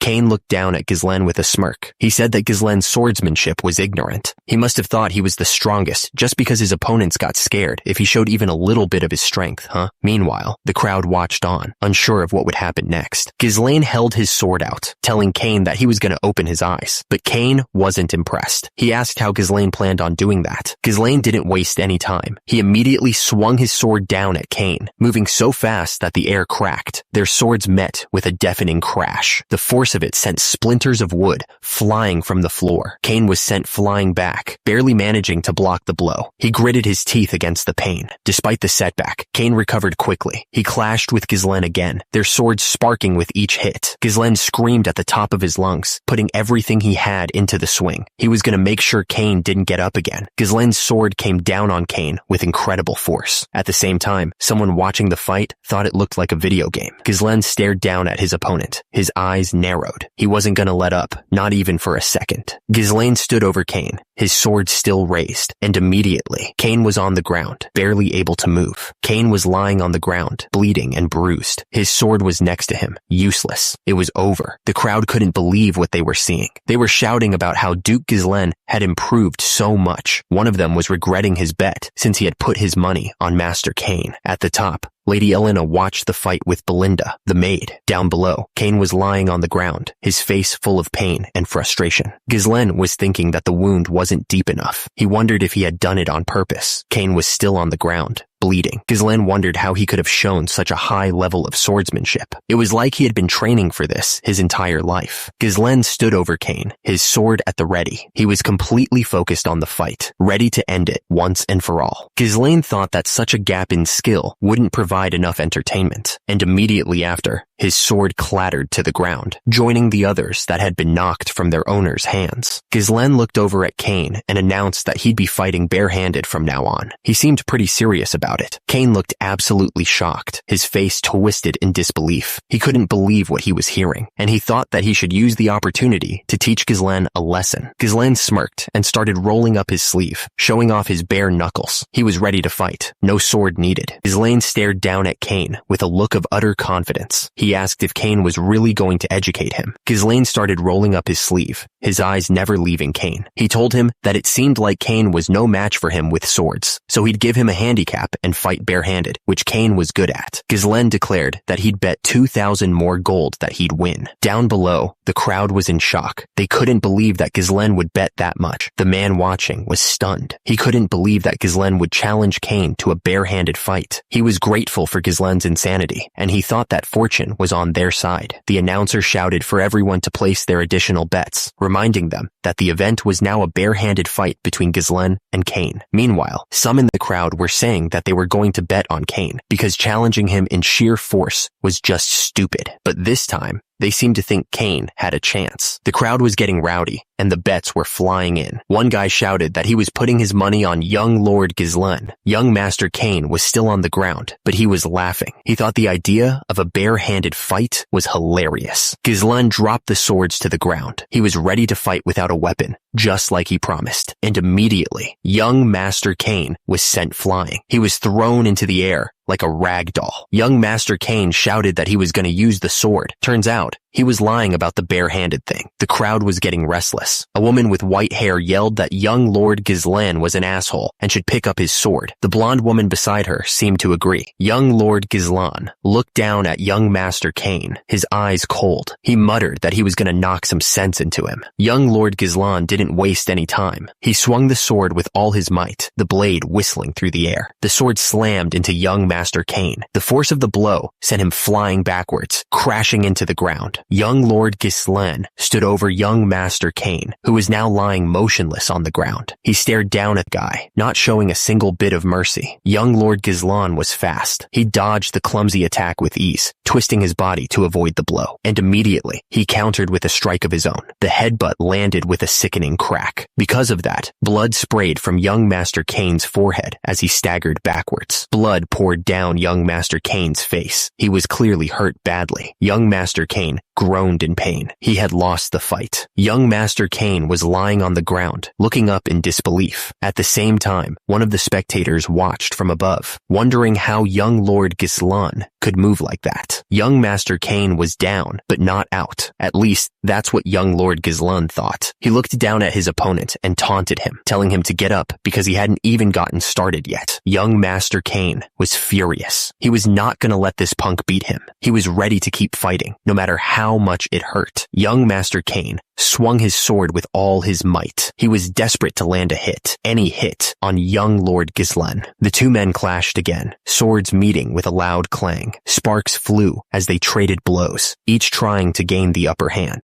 Young Lord Gizlen fought with a renewed vigor, pushing young Master Kane back. He told him that he couldn't even look him in the eyes until now, and that he used to bow down whenever he showed up. As a result, young Master Kane was knocked to the ground again, defeated. Young Lord Gizlen didn't hold back. He swung his sword down with all his force, ready to end this fight once and for all. The blow was aimed straight at young Master Kane, and there was no way he could dodge it. Young Master Kane was lying on the ground, defeated and covered in blood, but he wasn't giving up just yet. He spat out blood and said that he had to kill young Lord Gizlan to secure their Logs family's future. The force of the blows kept hitting young Master Kane over and over. Each strike was like a hammer, crushing him further into the ground. He couldn't even move, much less defend himself. Young Master Kane was a mess. Blood was everywhere, and he was barely conscious. He was just lying there, taking it. It was a brutal end to what was supposed to be a fair fight. Young Master Kane was barely alive. He looked up at young Lord Gizlan with a mix of confusion and pain. He managed to croak out one last word. Why? Young Master Kane was getting pummeled. Each strike was worse than the last, and he could barely see straight. Young Master Kane was still being hit. He was a brutal mess. At the same time, young Lord Gizlan was remembering something. He thought that he pitied Kane's father, Count Loges. Count Loges had helped Perdium until it was almost destroyed, just because he was friends with Gizlen's father. Young Lord Gizlan thought that Kane's father was a good man. However, his son had a different plan in his head. Meanwhile, young Master Kane was still taking a beating. Young Lord Gizlan remembered a few years before. He remembered when Kane was sending more support to Perdium. Young Lord Gizlan remembered someone saying that even if they were friends with Count Perdium, they were having a hard time themselves. Why would they continue to invest in a land that was dying? It was like pouring water into a cracked bucket. It hadn't even been a week since his return, but he was already going back to help Perdium? Young Master Kane begged his father, Count Loges, not to go. He was desperate to get him to listen. Count Loges just looked down at his son, not responding. Count Loges' son, young Master Kane, asked why he insisted on helping Perdium when everyone was trying to stop him. He couldn't understand why his father was so stubborn. Meanwhile, young Master Kane was still lying on the ground, beaten. Young Master Kane's face was a mess. Blood dripped from his nose and mouth, and his eyes were swollen shut. Young Lord Gizlan struck down on young Master Kane. He made sure to hit him hard. There was no other reason for Count Loges to help Perdium, he thought. Young Lord Gizlan stood over young Master Kane, who was lying on the ground, completely defeated. He said that this should have taught him enough. Young Master Kane's face was a mess. He could barely see, and and his head was spinning. Young Lord Gizlan reached down, offering a hand to young Master Kane. He told him to get up. Young Lord Gizlan's hand hovered there, waiting, but young Master Kane refused to take it, his face a mask of pain and shame. Young Master Kane finally spoke, his voice hoarse. He admitted his defeat to young Lord Gizlan. The crowd was stunned into silence by the outcome of the duel. At the same time, hidden in the shadows, a masked man watched with narrowed eyes. The crowd erupted in cheers, celebrating young Lord Gizlan's win. People were shouting about winning their bets, while others were in disbelief. The blonde little girl jumped for joy, happy that her big bro had won the duel.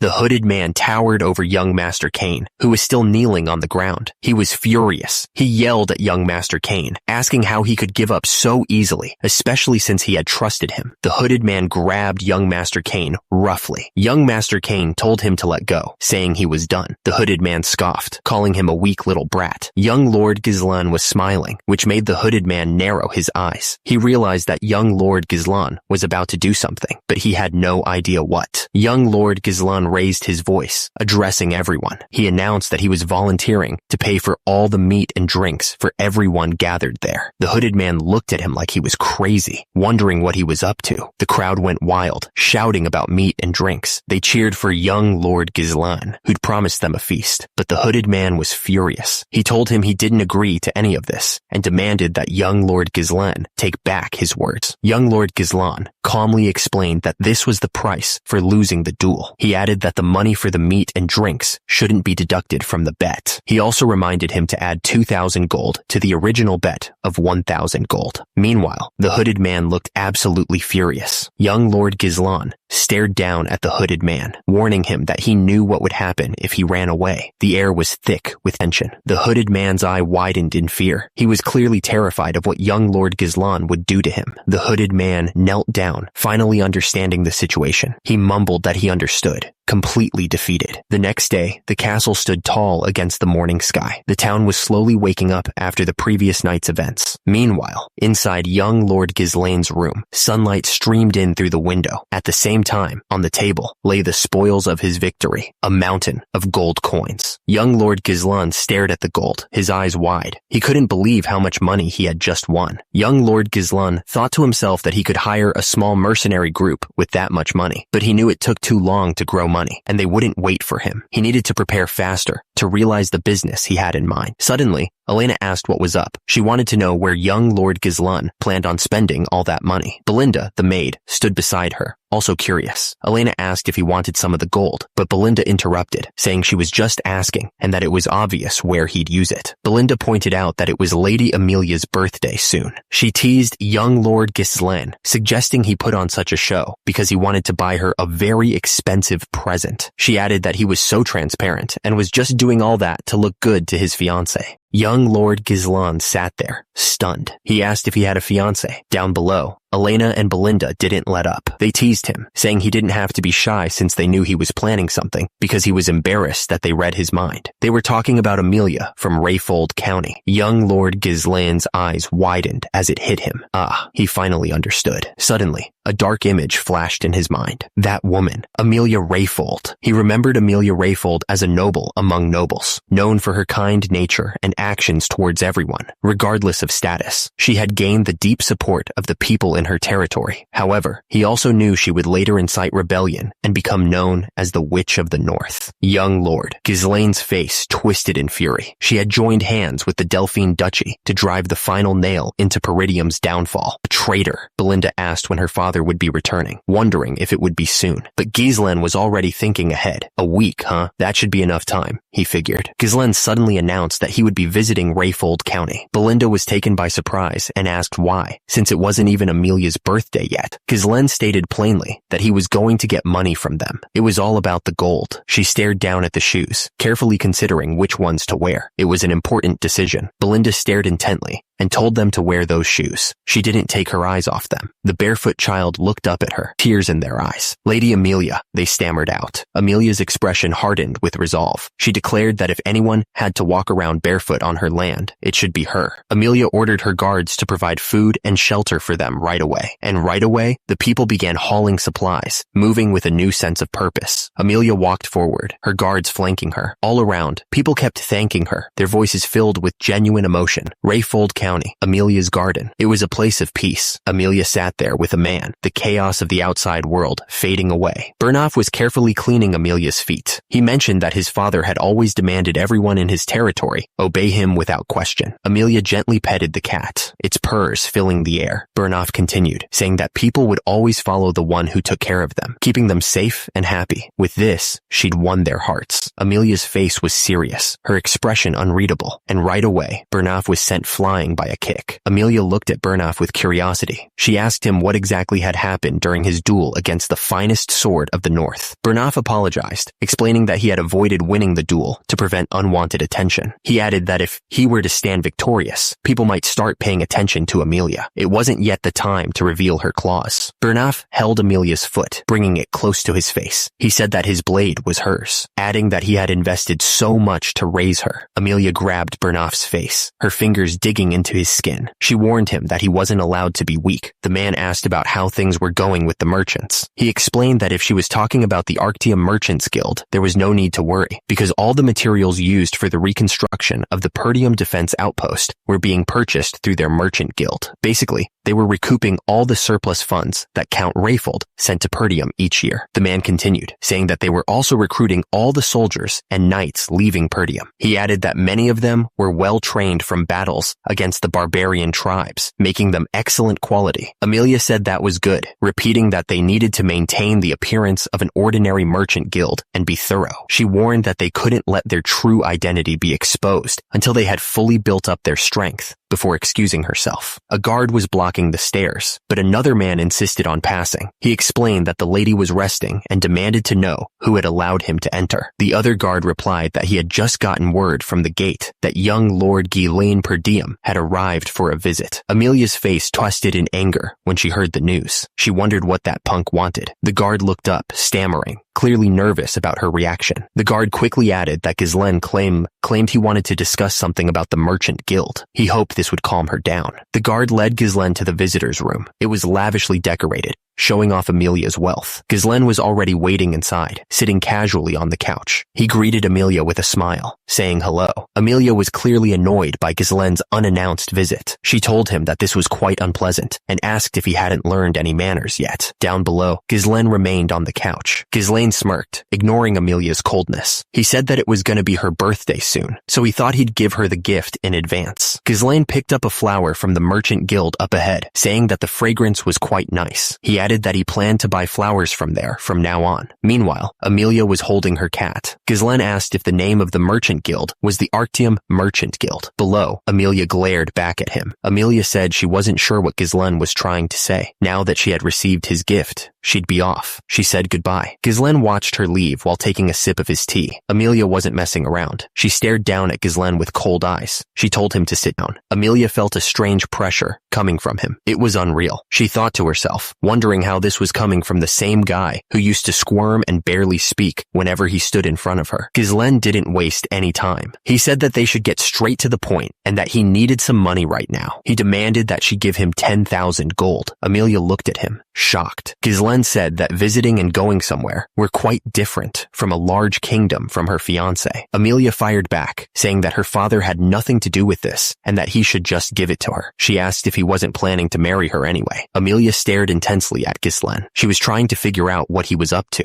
Amelia explained that if Ghislaine became the lord of the land, taking her escort knight would be more than possible. But before that, he should build up his power secretly in Rayfold, where the fight for succession was fierce. As she spoke, the cat lying lying next to Ghislaine, suddenly opened its eyes wide, looking like it was ready to attack. Ghislaine just sat there, the cat now a silent, watchful presence beside him. He didn't say a word. Amelia warned him that he shouldn't say something like that, not even as a joke. She said she would keep it a secret for a bit, but then she added that she might need to keep those words if she left the room empty-handed. She said that wasn't going to happen. Amelia suddenly shouted for Bernoff. The heavy doors to the room swung open. Bernoff walked into the room, looking directly at Ghislaine. He said it had been a while. Young Lord Ghislaine. Bernoff, the guy who was always at Amelia's side, was now standing before Ghislaine. He was a skilled person, said to be as good as the finest sword of the north. Ghislaine warned that if he died there, a war might break out. He asked if they were sure they could handle that. Amelia replied that of course they could. She explained that the world would hear that a sudden ruffian barged in, caused chaos, and was killed by the hand of the escort knight. Amelia ordered Bernoff to kill Ghislaine right there. Bernoff simply said, "As you wish, my lady." Ghislaine realized that was how they wanted to play. He paused for a moment. Ghislaine realized that he had no choice but to get a little serious. The two swordsmen moved so fast, it was hard to keep track of them. The clash of their swords echoed through the room. Rayfold looked absolutely furious. He accused young Lord Ghislaine of being an assassin, pretending to be polite while planning a surprise attack. Young Lord Ghislaine and Rayfold continued fighting. Ghislaine criticized Rayfold's poor hospitality, finding it amusing that he was complaining about manners in the middle of a sword fight. Young Lord Ghislaine argued that Rayfold was the rude one. He pointed out that arriving unannounced and upsetting the lady was hardly polite. Rayfold refused to be polite to someone like young Lord Ghislaine. The two men continued to trade blows, neither willing to back down. The two men were locked in a deadly dance, trading blows with incredible speed. Rayfold was sent flying, but young Lord Ghislaine didn't let up, coming right back at him with another attack. The fight continued, neither man willing to give an inch. Young Lord Ghislaine and Rayfold both knelt on the ground, their swords locked together, each struggling for dominance. Bernoff watched the fight with a growing sense of unease. He thought that young Lord Ghislaine was just all talk, but it was clear that he was no rookie. Rayfold looked at Bernoff, confused. He asked what Bernoff was doing, facing off against a punk like that. He then looked at Milady, concerned for her safety. Rayfold glared at Bernoff, his eyes filled with rage. He ordered Bernoff to hurry and bring him young Lord Ghislaine's head, demanding that Bernoff prove he was truly Rayfold's sword. Bernoff stared down the blade of his sword, his face grim. He vowed that he wouldn't disappoint Rayfold. Bernoff looked up, his eyes narrowed. He ordered young Lord Ghislaine to come at him. Young Lord Ghislaine looked down at Bernoff, a smirk playing on his lips. He asked if Bernoff, just an escort knight, dared to order him around. Young Lord Ghislaine admitted he was doing Bernoff a favor, but if he insisted, young Lord Ghislaine lunged forward, his sword a blur of motion.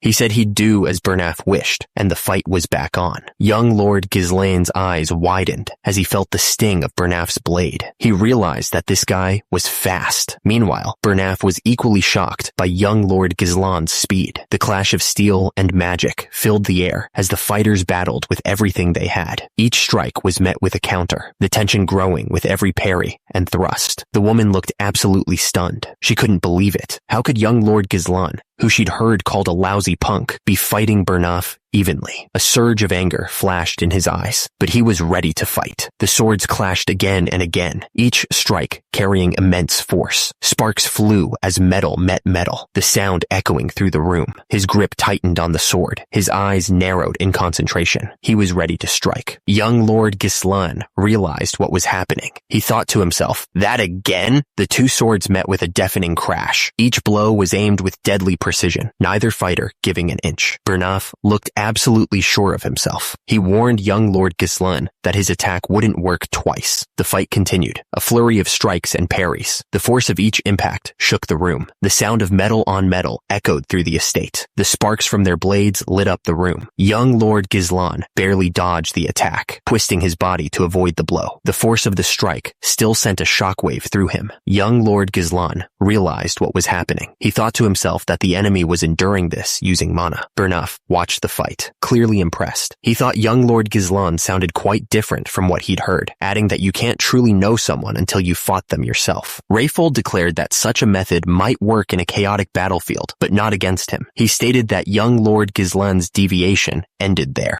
Young Lord Ghislaine realized this was going to be difficult. The narrow, precise thrusts of the blade that constantly targeted the head messed with his sense of distance and timing. Rayfold stared down, thinking that young Lord Ghislaine wasn't an opponent he should have tried to take on yet. He thought to himself that things were going to get tricky, but he had no choice. Young Lord Ghislaine was running out of time, he thought. He had to end this quickly, so he started gathering mana in his hands. Rayfold noticed the strange energy around young Lord Ghislaine. He wondered if it was some kind of mana thread, something he hadn't seen before. Everything happened so fast. One moment, Rayfold was analyzing the mana, and the next, a sword had pierced right through him. He looked absolutely shocked. The fight was far from over. Young Lord Ghislaine and Rayfold continued to clash, their swords meeting with sparks flying everywhere. It was a brutal dance of death. Rayfold was stunned by what had just happened to him. Below, Bernaf screamed Rayfold's name in disbelief. Young Lord Ghislaine didn't waste a second and pressed his attack. He swung his sword down on Rayfold with incredible speed. Young Lord Ghislaine kept slashing at Rayfold, not giving him a chance to recover. He was determined to end this fight quickly. Bernaf turned to Milady, his face full of worry. He told her she needed to get out of there, because he couldn't promise she'd be safe if she stayed. Bernaf gripped his sword tightly. His eyes narrowed. He decided that from now on, he was going to give it everything he had. Young Lord Ghislaine paused for a moment, a small smile forming on his face. He admitted that he hadn't had such an entertaining fight in a long time, clearly enjoying himself. The woman stormed down the hallway, clutching the cat tightly in her arms. Her face was twisted with fury, her eyes burning with anger. The woman's face was red with rage as she screamed, wondering how Ghislaine dared to humiliate her like that. She was absolutely livid. The woman wondered who could have leaked information about the Merchant Guild to that madman, Ghislaine. She thought to herself that there was no way he would know about it in so much detail if not for that. The woman kept running, her mind racing. She wondered what on earth the guards she had stationed in advance were doing. The woman stopped in her tracks, her eyes widening as she took in the scene before her. Bodies were scattered all over the floor, lying in pools of blood. Perdium's maid stood calmly among the bodies, her eyes gleaming with an unsettling light. She spoke, remarking that it had been a while since she had seen the woman.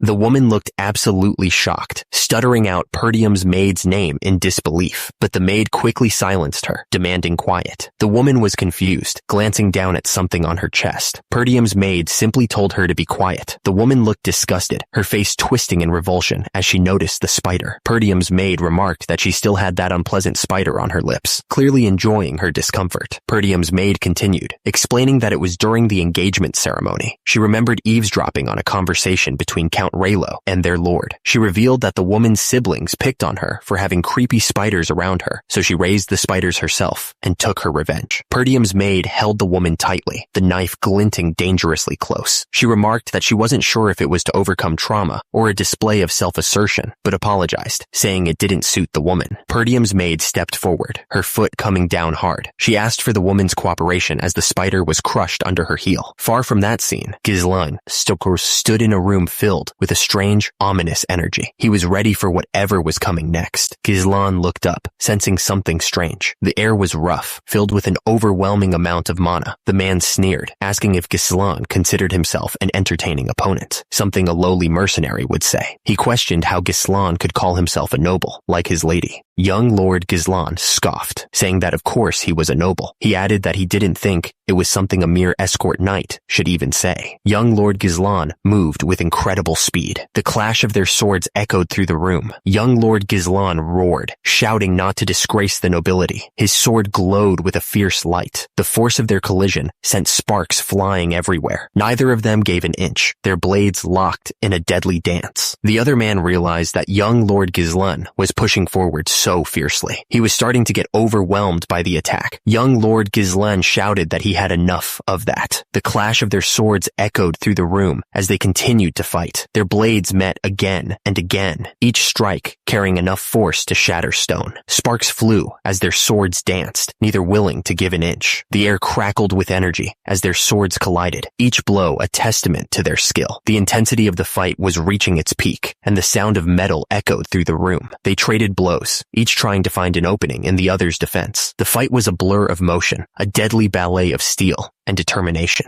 Young Lord Gislan looked down at the other man, telling him that right there was his final attack. He seemed confident in his victory. Young Lord Quislane's face was twisted in anger, splattered with blood. He looked absolutely furious, clearly not expecting that hit. Young Lord Gislan braced himself for the injury, using his shoulder to push the blade away. The metal scraped against his armor, sending sparks flying. Young Lord Quislane realized he couldn't let his guard down for even a second. He muttered that he'd have to stay focused until the very end. The clash of their swords echoed through the room as the two continued their deadly dance. Sparks flew as the blades met, each strike carrying immense power. Young Lord Quislane declared that the difference between them was that he wielded his blade with purpose, not for entertainment. He looked down at his opponent with a smug grin. The duel was a blur of steel and sparks as Young Lord Quislane and Young Lord Gislan traded blows. Each strike was met with equal force, the sound of metal on metal echoing through the room. Young Lord Quislane's expression shifted, a smirk playing on his lips. He thought to himself that this was turning out to be pretty entertaining.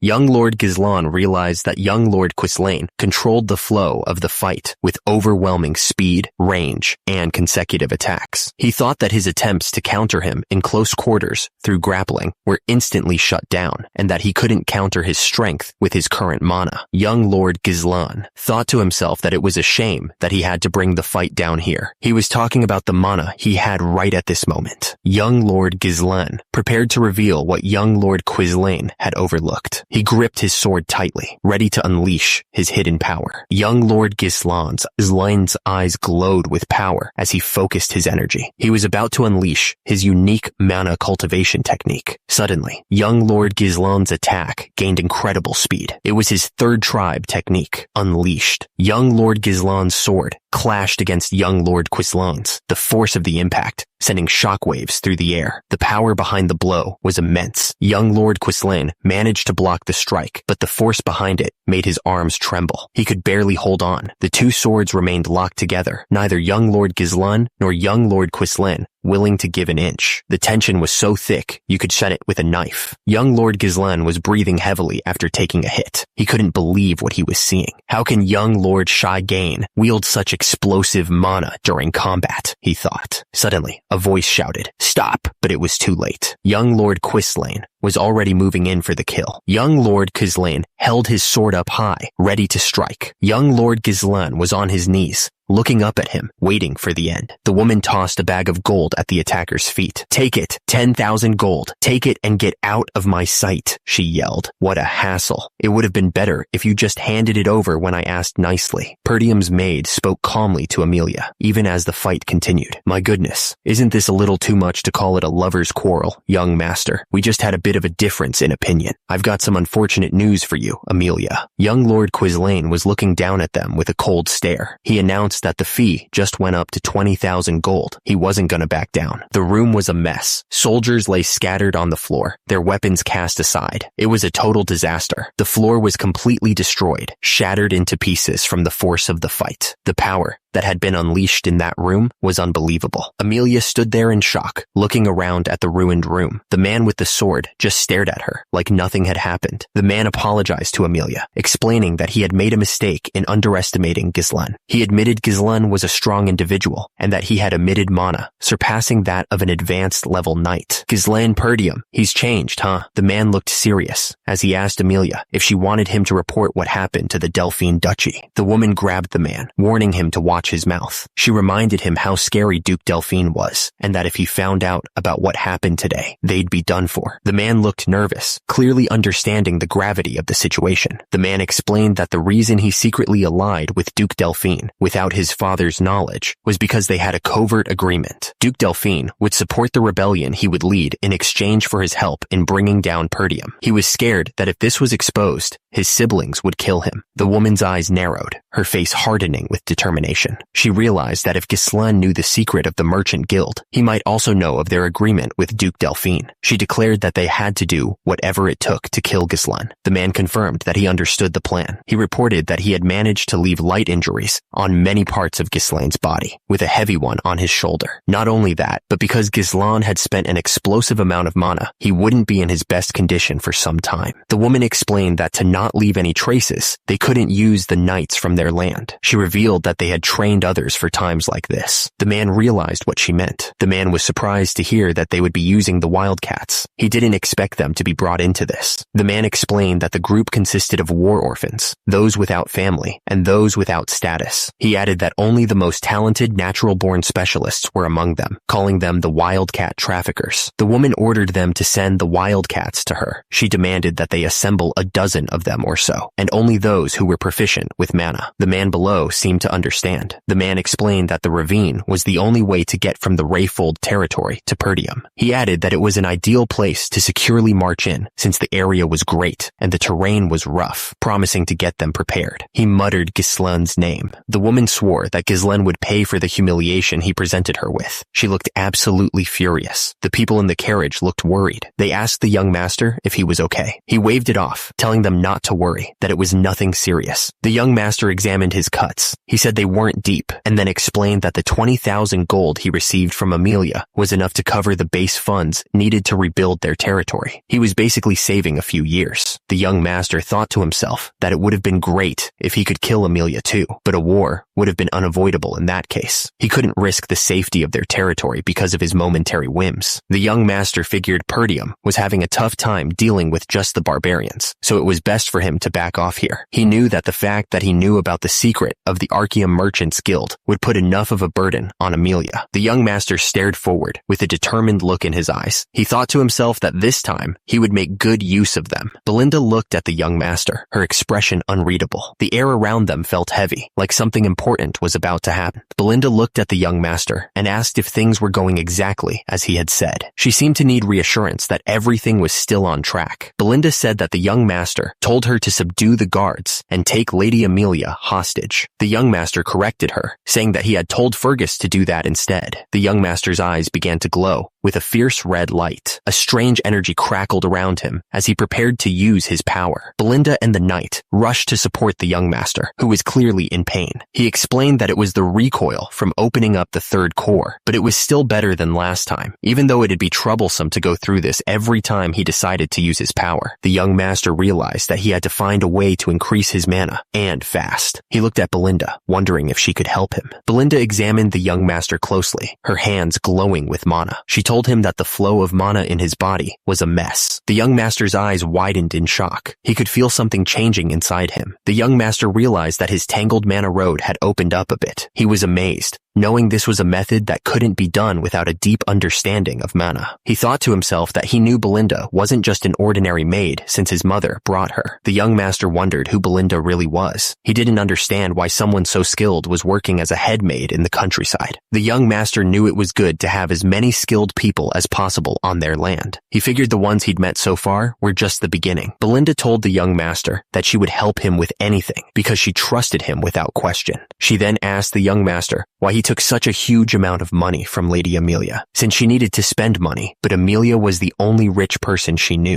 Belinda was shocked. She asked if breaking the engagement was the reason he took the money, adding that he would be in trouble once Count Rayfold found out about this. The young master assured her it would be fine, and that Amelia couldn't tell her father about this. Belinda asked the young master if he trusted her. When he said yes, she pressed him to at least tell the person who took the risk with him what he was going to use the money for. The young master looked at Belinda intently. He revealed that he was going to pioneer the Forest of Beasts. The young master announced that he was going to pioneer the Forest of Beasts. He looked determined to do it, no matter what. Fergus was shocked, telling the young master that he couldn't. He reminded everyone that development had been attempted there since the young master's great-grandfather's time, but it had never worked. Fergus then reminded the young master about the request he made before they entered the castle. Fergus confirmed that the person the young master had asked him to find was indeed at the location he mentioned, but he asked if the young master was sure that was the right person, since his condition was a little rough. The young master said that as long as he's alive, it's fine, and that they should head there right now. But Belinda protested, saying that they had to return home for now, and that he couldn't wander around in his current condition. She asked if the young master really thought Amelia would let them go easily after what they'd done to her. The young master realized that she probably wouldn't, and that she would likely try to kill him to silence him. Belinda said that she was good at fighting and that their master Ezus was still a knight, so she could just take care of it. The young master admitted that she was reliable, but that wasn't her role. He explained that it was a different field and that he needed a vanguard, and with that, they were on their way to meet this guy. The road ahead was long, and the destination was still a mystery. Finally, they arrived at a small village nestled amongst the mountains. A horse-drawn carriage pulled up to a worn-down house. The young master knocked on the wooden door. It was almost as if the house was abandoned, and the address said it was right here. The place looked like nobody had lived there in years. The door creaked open, revealing an old man with a long white beard. The young master was surprised, wondering who this was. Belinda looked at the old man with concern, saying that the young master was sure it was him. She didn't think he was in good enough shape to fight, suggesting they should think it over tomorrow. But the young master cut her off, confirming that this was the right place. The old man spoke with a tone that showed he didn't care, telling the young noble to get lost and not waste his time. But then he paused, as if he just realized something. The system revealed who the old man was. Gillian, the ex-captain of the Ratatosk mercenaries. Turns out, this old man was someone important. Gillian's eyes widened, a look of shock spreading across his face. He clearly wasn't expecting this visit. The young master smiled, his eyes gleaming with anticipation. He said that he had longed to see. The axe suddenly glowed with intense blue energy, crackling with power. It looked like it was about to unleash something big. The young master looked absolutely shocked, his eyes wide with surprise. He clearly didn't expect things to escalate so quickly. The tension was so thick, you could cut it with a knife. Everyone was on edge, ready for a fight to break out any second. Gillian stared down at the young master, his expression unreadable. He admitted that he knew who the young master was. Belinda stepped forward, her face etched with concern. She warned the young master to stand back, saying that Gillian wasn't in his right mind. Gillian declared that he knew the cure to the eternal punishment. He spoke about the incurable illness that the young master's daughter was suffering from. The group listened intently to what Gillian had to say. The young master stared at Gillian, his blue eyes gleaming. He asked if that piqued Gillian's interest, not breaking eye contact. The disease was brutal, a high fever, coughing up blood, and red spots blooming like flower petals on the skin. It sounded like a nightmare. They called it eternal punishment because the sight of the patient writhing in pain resembled a prisoner being tortured. It was pure hell. Gillian looked down at his battered hands and seemed to remember something terrible. He cried out Rachel's name in anguish. Ghislaine Perdium thought it wasn't too late to save Rachel. He remembered trying to find Gillian to recruit him, but turns out Gillian wasn't even alive by the time Ghislaine found him. He had given up on everything and ended his own life as soon as his daughter died. Ghislaine thought about the condition of Gillian's house. It was clear that all of his money had been spent trying to treat his daughter. All that was left were the weapons. Suddenly, a voice cried out in pain. It was Rachel, begging her dad to help her. She was suffering so much. She just wanted to die. Ghislaine knew there was no time to waste. He declared that he was going to start the treatment right then and there. But Belinda grabbed his arm, stopping him. She told the young master to go back. She didn't know what he was trying to do, but it wasn't something he could solve with just his power. She said it was a disease so bad that even priests couldn't cure it, and called it a punishment from the gods. She asked what he was going to do about it. Belinda insisted that he could fix Rachel. The young master looked away for a moment, lost in thought. He knew he could fix her. Ghislaine asked Belinda if she trusted him. Belinda looked at him, her expression filled with worry. She didn't know if she could put her faith in him. Belinda handed him a list. She told the young master to purchase all the medicinal herbs on that list and come back. She was putting a lot of trust in him. Belinda stared at the list, her face unreadable. The young master knew that for wandering mercenaries without a home, knowledge was directly tied to survival. Ghislaine thought about eternal punishment. Although it was an incurable disease right now, a cure would be discovered in the future. It became quite a hot topic back then, especially since the method was relatively simple. He remembered it clearly, but the only problem was the super high cost of the ingredients. Ghislaine stared at the fairy's blessing. It was absolutely vital for the cure. The recipe was complex. It said to finely chop the fairy's blessing and the herbs, pack them tightly into a bottle, and fill it with alcohol. Then, he had to shake it well to mix it thoroughly and let it sit for a while before adding the remaining ingredients and stirring. Gillian held up the finished bottle. He told the young master to have her drink it. Gillian gently held Rachel, his expression full of hope. He carefully tilted the bottle and poured the medicine into her mouth. Rachel lay there, still suffering. Blood stained her face and clothes, and her eyes were filled with pain. Rachel remained still, her face pale and peaceful. It was impossible to tell if the medicine was working or not. The three of them waited, holding their breath. The room was so quiet, you could hear a pin drop. Gillian's eyes widened. He stammered, noticing that the the red spots were fading away. He was shocked, saying that the medicine actually worked. Gillian looked absolutely stunned. He asked how Ghislaine had done it, since not even divine power could cure her. Ghislaine explained that the priest's divine power wasn't all-powerful. He said it only enhanced the body's vitality, strengthening a person's own abilities to overcome the illness, which was different from a fundamental cure. Gillian then asked if his daughter could really be cured. Ghislaine stared intently, promising that in just a couple of months, he guaranteed Rachel would be completely cured. He sounded confident, like there was no doubt in his mind. Gillian slowly lowered himself to his knees, his head bowed in what looked like total defeat. The old man seemed to be giving up completely. Gillian asked what Ghislaine wanted from him, since he'd come all the way to find him. He said all he had left was his useless body, and if Ghislaine needed him to be his dog or his slave, he would do it without question. Ghislaine told him that he didn't need a slave. What he needed was Gillian, the captain of the Ratatosk mercenaries. He was there for a soldier, not a servant. Gillian's eyes widened as he stared at Ghislaine. He thought to himself that he recognized those eyes. They were the eyes of a dreamer, someone chasing something impossible. Someone grabbed Gillian's long, white hair and yanked his head up. It looked like a painful way to get his attention. The attacker kept a tight grip on Gillian's hair, holding his head still. Then, he raised a massive axe, the blade glinting in the light as he prepared to strike. Back with Ghislaine, he stood surrounded by his people, calm and collected. Meanwhile, Gillian was completely stunned, realizing something he couldn't believe. He muttered, "How could it be?" Gillian's eyes were wide with shock as he stared at Ghislaine. He thought to himself that Ghislaine was completely different from what he remembered. Ghislaine stared down at Gillian, his expression serious. He asked if there was anyone else besides those already present who had come with him or might come looking for him. Ghislaine asked if Gillian had anyone who held a grudge against him. Gillian admitted that he did, and he figured there would be more in the future. In that case, a sudden burst of blue energy tore through the room. Gillian dove out of the way, barely avoiding the energy that would have blasted him to bits, but the attack was too fast. The energy slammed into Gillian, sending him flying. Gillian groaned, completely confused by what had just happened. He didn't understand why he was suddenly under attack. The attacker grabbed Gillian by the neck, choking him. He demanded to know who had sent him. The attacker was shocked. He stammered, not understanding how Ghislaine knew. Ghislaine realized he could already tell who was behind the attack. Ghislaine drew his sword, looking serious. He said that he didn't want to use his blade, but it looked like he had no choice. Gillian asked Ghislaine to let him take care of the attacker. He looked determined to resolve this himself. The air was filled with the sound of rushing wind. It was over as quickly as it started. Belinda watched as Gillian showed no hesitation in killing the attacker. She thought to herself, wondering why young Master Ghislaine Perdium would recruit such a dangerous person. She couldn't shake the feeling that this might be a mistake. Deep in the forest, a small wooden house stood on stilts, but the peaceful appearance hid a dark reality. A reconnaissance unit had been killed. Inside a dark room, several cloaked figures were whispering to each other. One of them shouted, asking what had happened. He told them to be quiet, looking absolutely furious. The leader, Viego of the Wildcat Traffickers, told them to lower their voices. He then apologized to the captain, trying to calm the situation down. One of the figures pointed out that, according to their intel, Ghislaine Perdium shouldn't even be able to find a reconnaissance unit, let alone take them out. He wondered if the unit was incompetent, or if their intel was just plain wrong. He stammered nervously, and then revealed that Gillian had joined Ghislaine's group. Another figure asked if that was true, sounding surprised. The first figure confirmed it, saying that he had seen it with his own eyes. He seemed shocked. The cloaked figure stared down at Gillian, his eyes burning with hatred. He announced that Gillian was finally starting to make a move, and that he was his former captain. The horses galloped through the forest, pulling the carriage as fast as they could. The trees blurred by in a rush of green and brown. Belinda was getting annoyed. She complained that it was suffocating in there, and wondered if that guy was an arms dealer, since he brought so much stuff. She figured they only needed a sword or two, but at least they bought another carriage to bring Rachel comfortably. Ghislaine explained that the rear guard, Fergus and Ricardo, had in use for all of that stuff. He told her to bear with it for now. The carriage continued to speed through the forest as rain started to fall. The most important thing at hand was to escape this rift. Belinda asked Ghislaine if the watcher they had caught was sent by Lady Amelia. Ghislaine agreed that it was almost certainly her doing. Ghislaine realized this could be trouble. Belinda explained that the mask the watcher was wearing was a symbol used by the Wildcat Traffickers, a powerful guild in Rayfold. The Wildcat Traffickers, huh? Ghislaine wondered. Belinda continued, explaining that their main trade was swindling,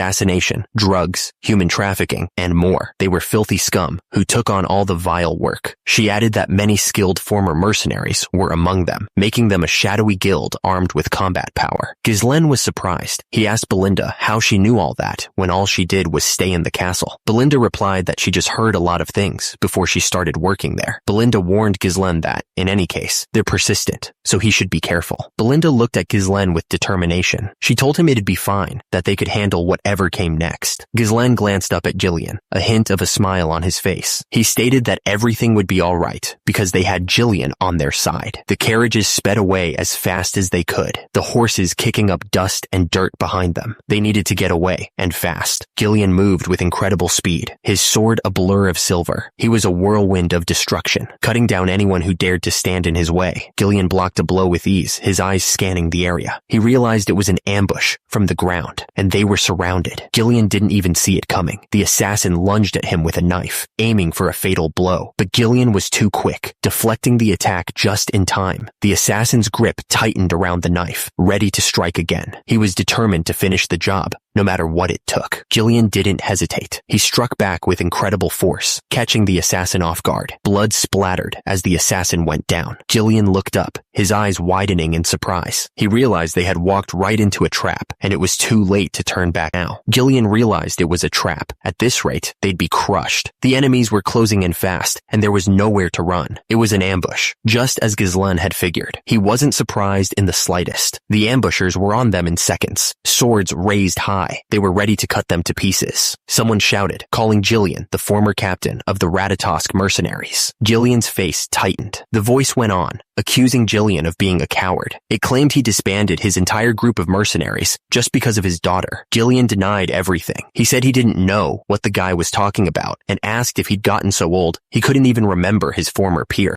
The cloaked figure scoffed, asking if Jillian was playing dumb. The figure promised to make Jillian remember him. The cloaked figure shouted for his men to kill them. Ghislaine asked if Jillian needed help, but the cloaked figure waved him off. He said he had some unfinished business with Jillian. Ghislaine said that he should be fine on his own. Gillian stood ready to fight. His eyes narrowed. Gillian swung his axe, cutting down the attackers with ease. His movements were quick and deadly. The cloaked figure looked shocked by Gillian's power. He yelled, cursing the old man. Gillian didn't hold back. He swung his axe in a wide arc, taking down multiple attackers at once. The force of his blows sent blood flying everywhere. Gillian kept up the pressure, not giving his enemies any room to breathe. Each swing of his axe was precise and deadly, leaving a trail of bodies in its wake. The cloaked figure realized Gillian was just as strong as he used to be. He ordered his troops to split into two groups, trying to attack Gillian from both sides at once. Gillian just scoffed at their attempt to surround him. He mounted a horse, ready to charge straight through their lines. The cloaked figures looked completely stunned. They hadn't expected Gillian to have a horse. Gillian lowered his head and charged right at them. Gillian lowered his head and charged straight through the enemy ranks. He was like a storm of steel and fury, cutting down anyone who dared to stand in his path. The cloaked figure couldn't get near Gillian. He yelled at his troops, ordering them to aim at the horse. He was getting desperate. Suddenly, Gillian was struck. An enemy blade found its mark, piercing his side. He was thrown from his horse, landing hard on the ground. Gillian was surrounded. They closed in, their weapons raised, ready to finish him off. He was trapped, with no way out. Even on the ground, Gillian wasn't giving up. He swung his axe, a whirlwind of steel, trying to keep the attackers at bay. He wasn't going down without a fight. The attacker snarled down at Gillian, warning him that since he had ruined his life, he shouldn't get in the way of his work. The attacker raised a clawed hand, promising that he would make sure to kill Gillian. He looked absolutely furious. The attacker stumbled backwards, losing his balance. He was clearly in shock, not expecting to be overpowered so easily. Gillian stood tall, his axe dripping with blood. He stared down at the attacker, who was lying defeated at his feet. Gillian declared that he was no longer the captain of the Ratatosk mercenaries, denying his past. He looked determined to leave that life behind. The attacker was sent flying backwards through the air, completely defeated. His shield clattered to the ground as he fell, his body aching. The attacker was on his knees, yelling that Gillian was lying about his past. He demanded to know who Gillian really was if he wasn't the captain. Gillian held his axe firmly, stating that he had discarded his past. He declared that he was now nothing but young Lord Ghislaine's subordinate. The attacker looked absolutely furious, his eyes burning with rage. He screamed that he would kill Gillian no matter what it took. The clash of steel echoed boomed through the air as the two warriors fought with blinding speed. Each strike was met with another, the force of their blows tearing up the ground around them. It was a dance of death, and neither was willing to give an inch. The attacker, consumed by rage, screamed that the mercenary company was disbanded after Jillian left. He accused Jillian of robbing him of his purpose, forcing him to live a disgraceful life just to survive. He looked absolutely furious. Jillian, despite the attacker's words, continued to fight. He moved with incredible speed, dodging blows and deflecting attacks from all sides. He was determined to protect Gillen, no matter the cost. He spun, his axe a blur of motion, deflecting another blow. Gillian's face was grim. His eyes narrowed as he focused on the fight. He wouldn't let them pass, not while Ghislaine was still in danger. The attacker, still on the ground, yelled about the shield. He declared that he was prepared to sacrifice his entire life to the Ratatosk mercenaries, the best in history. His voice was filled with a mix of anger and despair. The cloaked man glared at Jillian, asking if he had thrown everything away to become a pawn for a spoiled noble. The ground around them was littered with bodies. The cloaked man's face contorted with rage, his one visible eye burning with hatred. He screamed that he couldn't forgive Jillian for what he had done. The cloaked man didn't wait for a response. He lunged forward, blue blades flashing as he attacked Jillian with incredible speed. Jillian barely had time to react. He raised his axe, the metal screaming as he blocked the cloaked man's attack. The force of the blow shook him to his core. The cloaked man pressed his attack, not giving Jillian any room to breathe. Each strike was faster and more powerful than the last, forcing Jillian to struggle to keep up. The cloaked man sneered, reminding Jillian that his strength was from years ago when he was still the captain. Meanwhile, Jillian struggled to defend himself against the barrage of attacks. The cloaked man pressed his attack, saying that while Jillian was wasting his time trying to cure his daughter, he was putting himself through countless battles to get stronger. The force of his strikes sent sparks flying. The cloaked man continued his assault, declaring that Jillian was no longer a match for him. Jillian gritted his teeth as he barely managed to block another strike, the impact jarring his arms. Jillian's face was contorted in a grimace as he struggled to hold his ground. The cloaked man's relentless attacks were pushing him to his limit. With a final, powerful blow, the cloaked man sent Jillian flying backwards. Jillian crashed to the ground, the wind knocked out of him. The cloaked man stood over Jillian, his voice echoing with triumph. He declared that it was over for Jillian right there. The cloaked man's hand began to glow with an intense blue light. The mana crackled around him, ready to strike. Jillian, struggling to stand, looked at the cloaked figure. He asked if all this was because of his vengeance. The cloaked man looked shocked as Jillian grabbed his dagger. He wondered if Jillian had been hiding his true power until now. Suddenly, Jillian unleashed a massive blast of energy. The force sent the cloaked man flying backwards. Jillian looked up at the cloaked figure, trying to understand. He asked why the cloaked figure hadn't tried to get revenge earlier, if that was the goal. The cloaked figure laughed, a cruel sound that echoed through the forest. He told Jillian that he knew one thing, but not the other, enjoying the old man's confusion. The cloaked figure continued, explaining that he had already visited where Jillian used to live. The hunt had been long. The cloaked figure spat out that there was no sign of the Ratatosk mercenaries. All that was left was a feeble old man, not even worth killing. He wondered where the Jillian he used to look up to had disappeared to. Jillian stared back, his eyes hardening with resolve. He commanded the cloaked figure to raise his weapon, ready to fight despite his age. Jillian stared at the sword in his hand, his grip tightening. He thought to himself that he, too, was just a body forced to do someone else's bidding, but at least, for this moment, he could choose his own path. Jillian raised his weapons high, the steel glinting in the dim light. He declared that he would show his former comrade the highest level of respect he could possibly give. Jillian's eyes narrowed, his face hardening with determination. He announced that he would fight as the captain of the Ratatosk mercenaries once more. Yes, he would. The cloaked figure smirked, finally seeing the Jillian he remembered. Steel clashed against steel as Jillian and the cloaked figure engaged in a furious battle. Now they were talking. The cloaked figure's face twisted into a wide, bloodthirsty grin. That was exactly what he had wished for, he thought, relishing the chance to finally test his strength against the legendary Jillian. Jillian and the cloaked figure traded blows, each strike carrying enough force to shatter stone. Energy crackled around them as they weaved and dodged, trying to find an opening.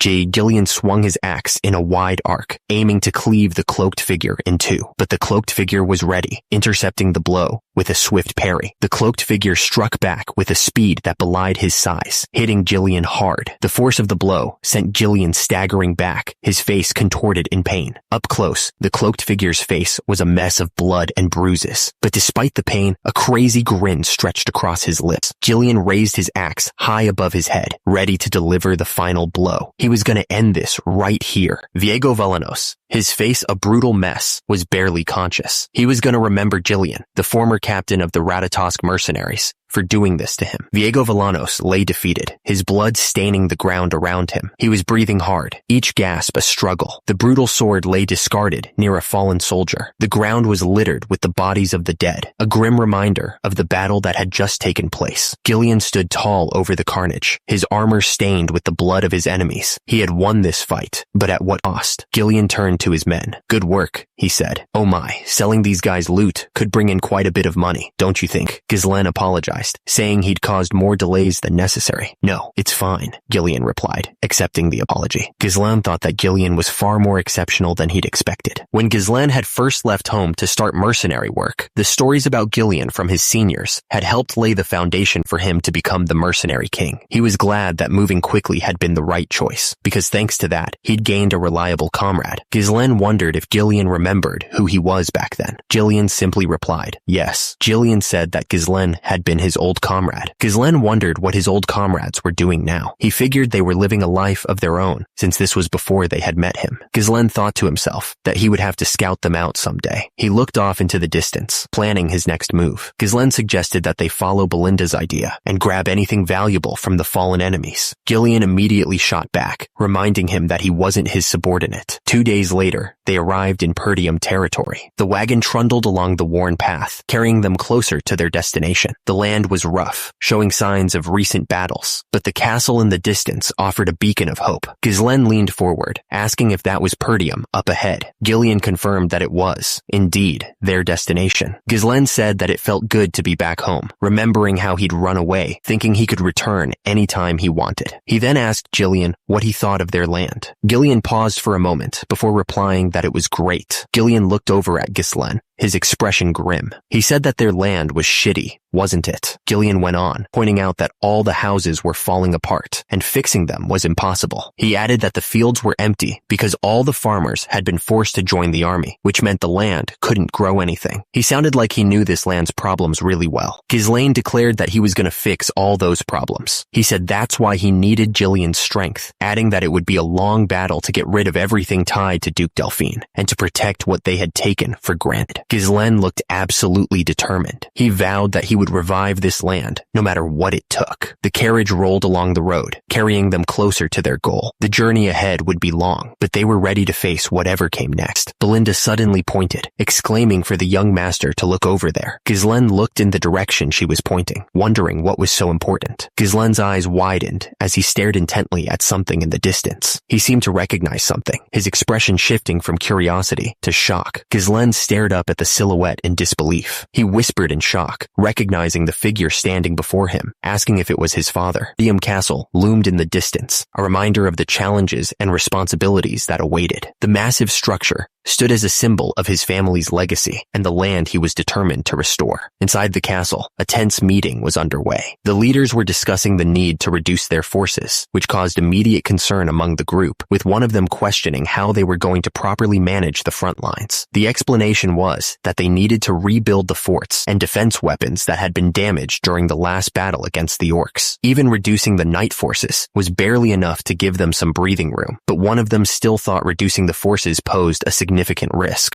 Perdium Knight, Captain Randolph, Treasurer Albert, and Perdium General Administrator Homern were present at the meeting. Suddenly, a voice echoed through the room, asking how long it had been. Ghislaine thought to himself that as the young lord of Perdium, it had only been a few months, but as the mercenary king, it had been several decades. Then, someone spoke. welcoming him back. Ghislaine saw his father, Count Perdium Zwalter Perdium, standing before him. He hadn't seen him in a while, and it was kind of a shock. Ghislaine remembered that as a kid, he never really liked his father because he was always so strict and serious. But now, he was starting to understand things better. The countless burdens of exhaustion and fatigue seemed to weigh heavily on Zwalter's shoulders. He realized the heavy responsibility his father carried as the lord of this land. Zwalter spoke up, mentioning he had heard that Ghislaine had been away from the castle for about a week. He took a sip of his tea, waiting for an answer. Ghislaine responded that he had visited the Rayfolds. He didn't offer any other details, keeping his explanation short and to the point. Zwalter Perdium asked Ghislaine if he had caused any trouble while he was away. He had also heard that Ghislaine won a duel against Cain, and even won some money. The Count asked suspiciously if he dared to gamble. Ghislaine simply denied it. Ghislaine scoffed at the idea of gambling, calling it an investment. He clarified that he didn't gamble, and he just had business with Amelia. Zwalter Perdium reminded Ghislaine that he would be succeeding Perdium, so he needed to think before he acted. Ghislaine said he understood and told him not to worry about it. Zwalter, annoyed, thought to himself how he couldn't help but worry about his son. Ghislaine said that he had heard that Zwalter had made some noisy trouble while he was away. He asked if it was true that he executed James and Philip for trying to sell Elena away. He looked at his father expectantly. One of the advisors chimed in, saying there was no way Ghislaine executed them himself. He suggested that they probably fought against each other, and the story got exaggerated, while Ghislaine merely delivered the final blow. Ghislaine thought to himself that despite the knights being traitors, the fact that he killed Knight Captain Randolph's men probably didn't sit well with him. He figured it was best to avoid trouble. Zwalter Perdium listened to his son, but he didn't believe a word of it. Zwalter simply said something. Ghislaine's eyes widened slightly. Ghislaine thought to himself that no matter the process, what was important was that Elena was alive. He realized it was the first compliment he had ever gotten from his father. Ghislaine looked at his father and asked if he could request one thing. Zwalter looked back at his son, curious about what he wanted. One of the advisors interrupted, saying that if the young lord was about to ask for money as a reward, he was going to cut him off right there. He told him to think about all the trouble he had caused so far, like selling military provisions to get gambling money, lighting the front gate on fire to sell an army horse, and melting all the armor to forge a legendary sword or something. Ghislaine just shrugged, admitting it sure sounded like a lot. Ghislaine asked his father and the others to just give him permission. Permission for what? He wanted to pioneer the forest of beasts. Ghislaine stared forward, his eyes locked on some distant goal. He was determined to make them understand. Ghislaine's face tightened. His dad said no. Ghislaine explained that his dad freaked out and started shouting at him. Of course he would. That place was filled with monsters and had nothing to gain. Ghislaine then turned to Billion, asking if he had heard of his plan from Belinda. Billion confirmed, adding that he reckoned Ghislaine wanted to pioneer the Rock of Bezel with the funds he received from the Rayold's daughter, the Forest of Death, from which no one could return alive. Because of that, nothing was known about the place, and everyone avoided it. Its notoriety was already well known in other regions as well. Ghislaine knew about it well. As they said, there was nothing to gain from entering that place. Belinda was not happy. She asked if they should get started, then yelled at Ghislaine, asking if he was really going to go ahead without permission. Gillian watched the scene unfold, his expression unreadable. Belinda asked what could possibly be in that forest that he was so obsessed with. Ghislaine said he'd tell her later. If he revealed it now, the news would spread and cause trouble. He added that he should really pioneer the forest with the power of a man-made god. Ghislaine explained that not too far from the forest's entrance, there was something special. A massive runestone vein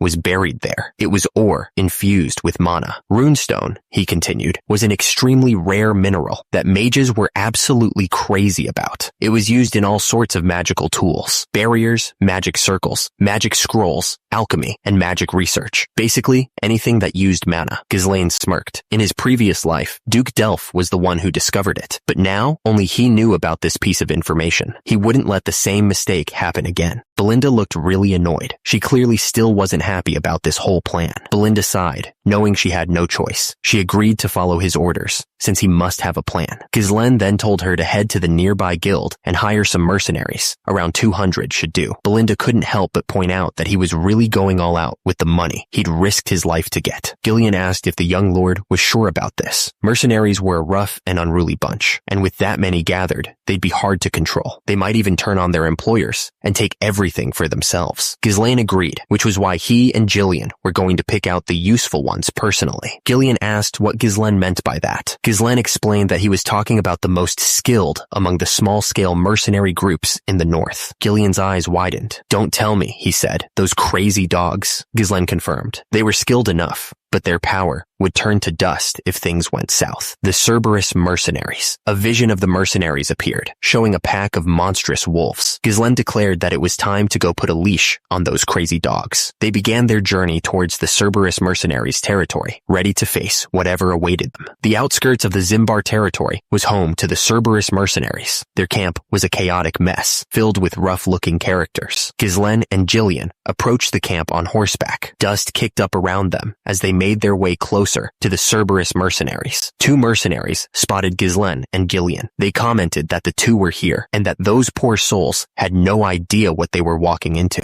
The mercenary judged from his appearance that Ghislaine looked like some noble brat. He figured they could make so much money off of him. Suddenly, Gillian attacked the mercenaries. They were caught completely off guard, not expecting such a sudden assault. What the heck was going on? The mercenary screamed in pain, cursing Gillian. He was clearly not prepared for such a brutal attack. What was Gillian doing? Gillian didn't stop. He swung his sword around, hitting multiple mercenaries. The force of his attacks sent them flying. The remaining mercenaries finally snapped out of their shock and prepared for battle. They demanded to know who the heck Gillian was and why he was attacking them. Had he lost his mind? One of the mercenaries spoke directly to Ghislaine, judging him by his noble appearance. He warned him that he couldn't act so recklessly just because of his status. It didn't work that way here. The mercenary leader stared down at the group with cold eyes. He told them not to expect to return home alive. He looked absolutely serious. Ghislaine rode towards the castle, the wind whipping through his hair. He looked determined to face whatever awaited him. The horse galloped forward, kicking up dust. Ghislaine scowled, his blue eyes flashing with irritation. He ordered them to shut their mouths and bring him their captain. He wasn't messing around. The mercenary leader chuckled, looking down at Ghislaine with disdain. He thought the noble brat had lost his mind. He really seemed to think so. The mercenary leader swung the massive chain around with ease. He declared that it was time for Ghislaine to learn what it meant to take responsibility for his actions. He looked absolutely serious. The chain came crashing down with incredible force. Ghislaine braced himself for the impact. The air crackled with raw power. Ghislaine managed to raise his sword just in time. He blocked the chain, sparks flying as the metal clashed against metal. The force of the blow still shook him. The mercenaries watched in disbelief. Ghislaine had just shoved his blade directly into the chain. What the heck was he trying to do? The chain slammed into the ground with a bone-shattering impact. Ghislaine realized that talking wasn't going to get him anywhere with these guys. They just wanted to fight. Ghislaine turned to Gillian and told him to hold back. He ordered Jillian to beat them up, but not to kill them. Jillian moved with incredible speed, his sword a blur of motion. The mercenary barely had time to react before Jillian's blade slammed into his own, sending shockwaves through his arms. The force of Gillian's attack sent the mercenary flying backwards. The mercenary crashed into the ground, groaning in pain. The remaining mercenaries charged at Gillian, furious. They yelled that they wouldn't go easy on him just because he was a noble. The battle raged on, a whirlwind of steel and fury. Each strike echoed with the force of colliding metal, the air thick with the smell of ozone and the promise of blood. Gillian was still holding his own against the mercenaries. The ground around them was torn up from the force of their blows. The mercenaries stood their ground, spears at the ready. Their eyes showed a mix of fear and determination, knowing they were outmatched, but refusing to back down. Ghislaine stood there with Gillian, looking annoyed. He demanded to know how long they planned on making them wait. Ghislaine's expression hardened. He told the mercenaries to scram and bring him their captain. The man was just waking up, clearly annoyed. He wondered what all the noise was about. Below, a large group of soldiers stood ready. Kaor, the captain of the Cerberus mercenaries, finally appeared. He demanded to know why Ghislaine was looking for him. Ghislaine responded that he was there to entrust a request to Kaor. He admitted this whole attack was his way of greeting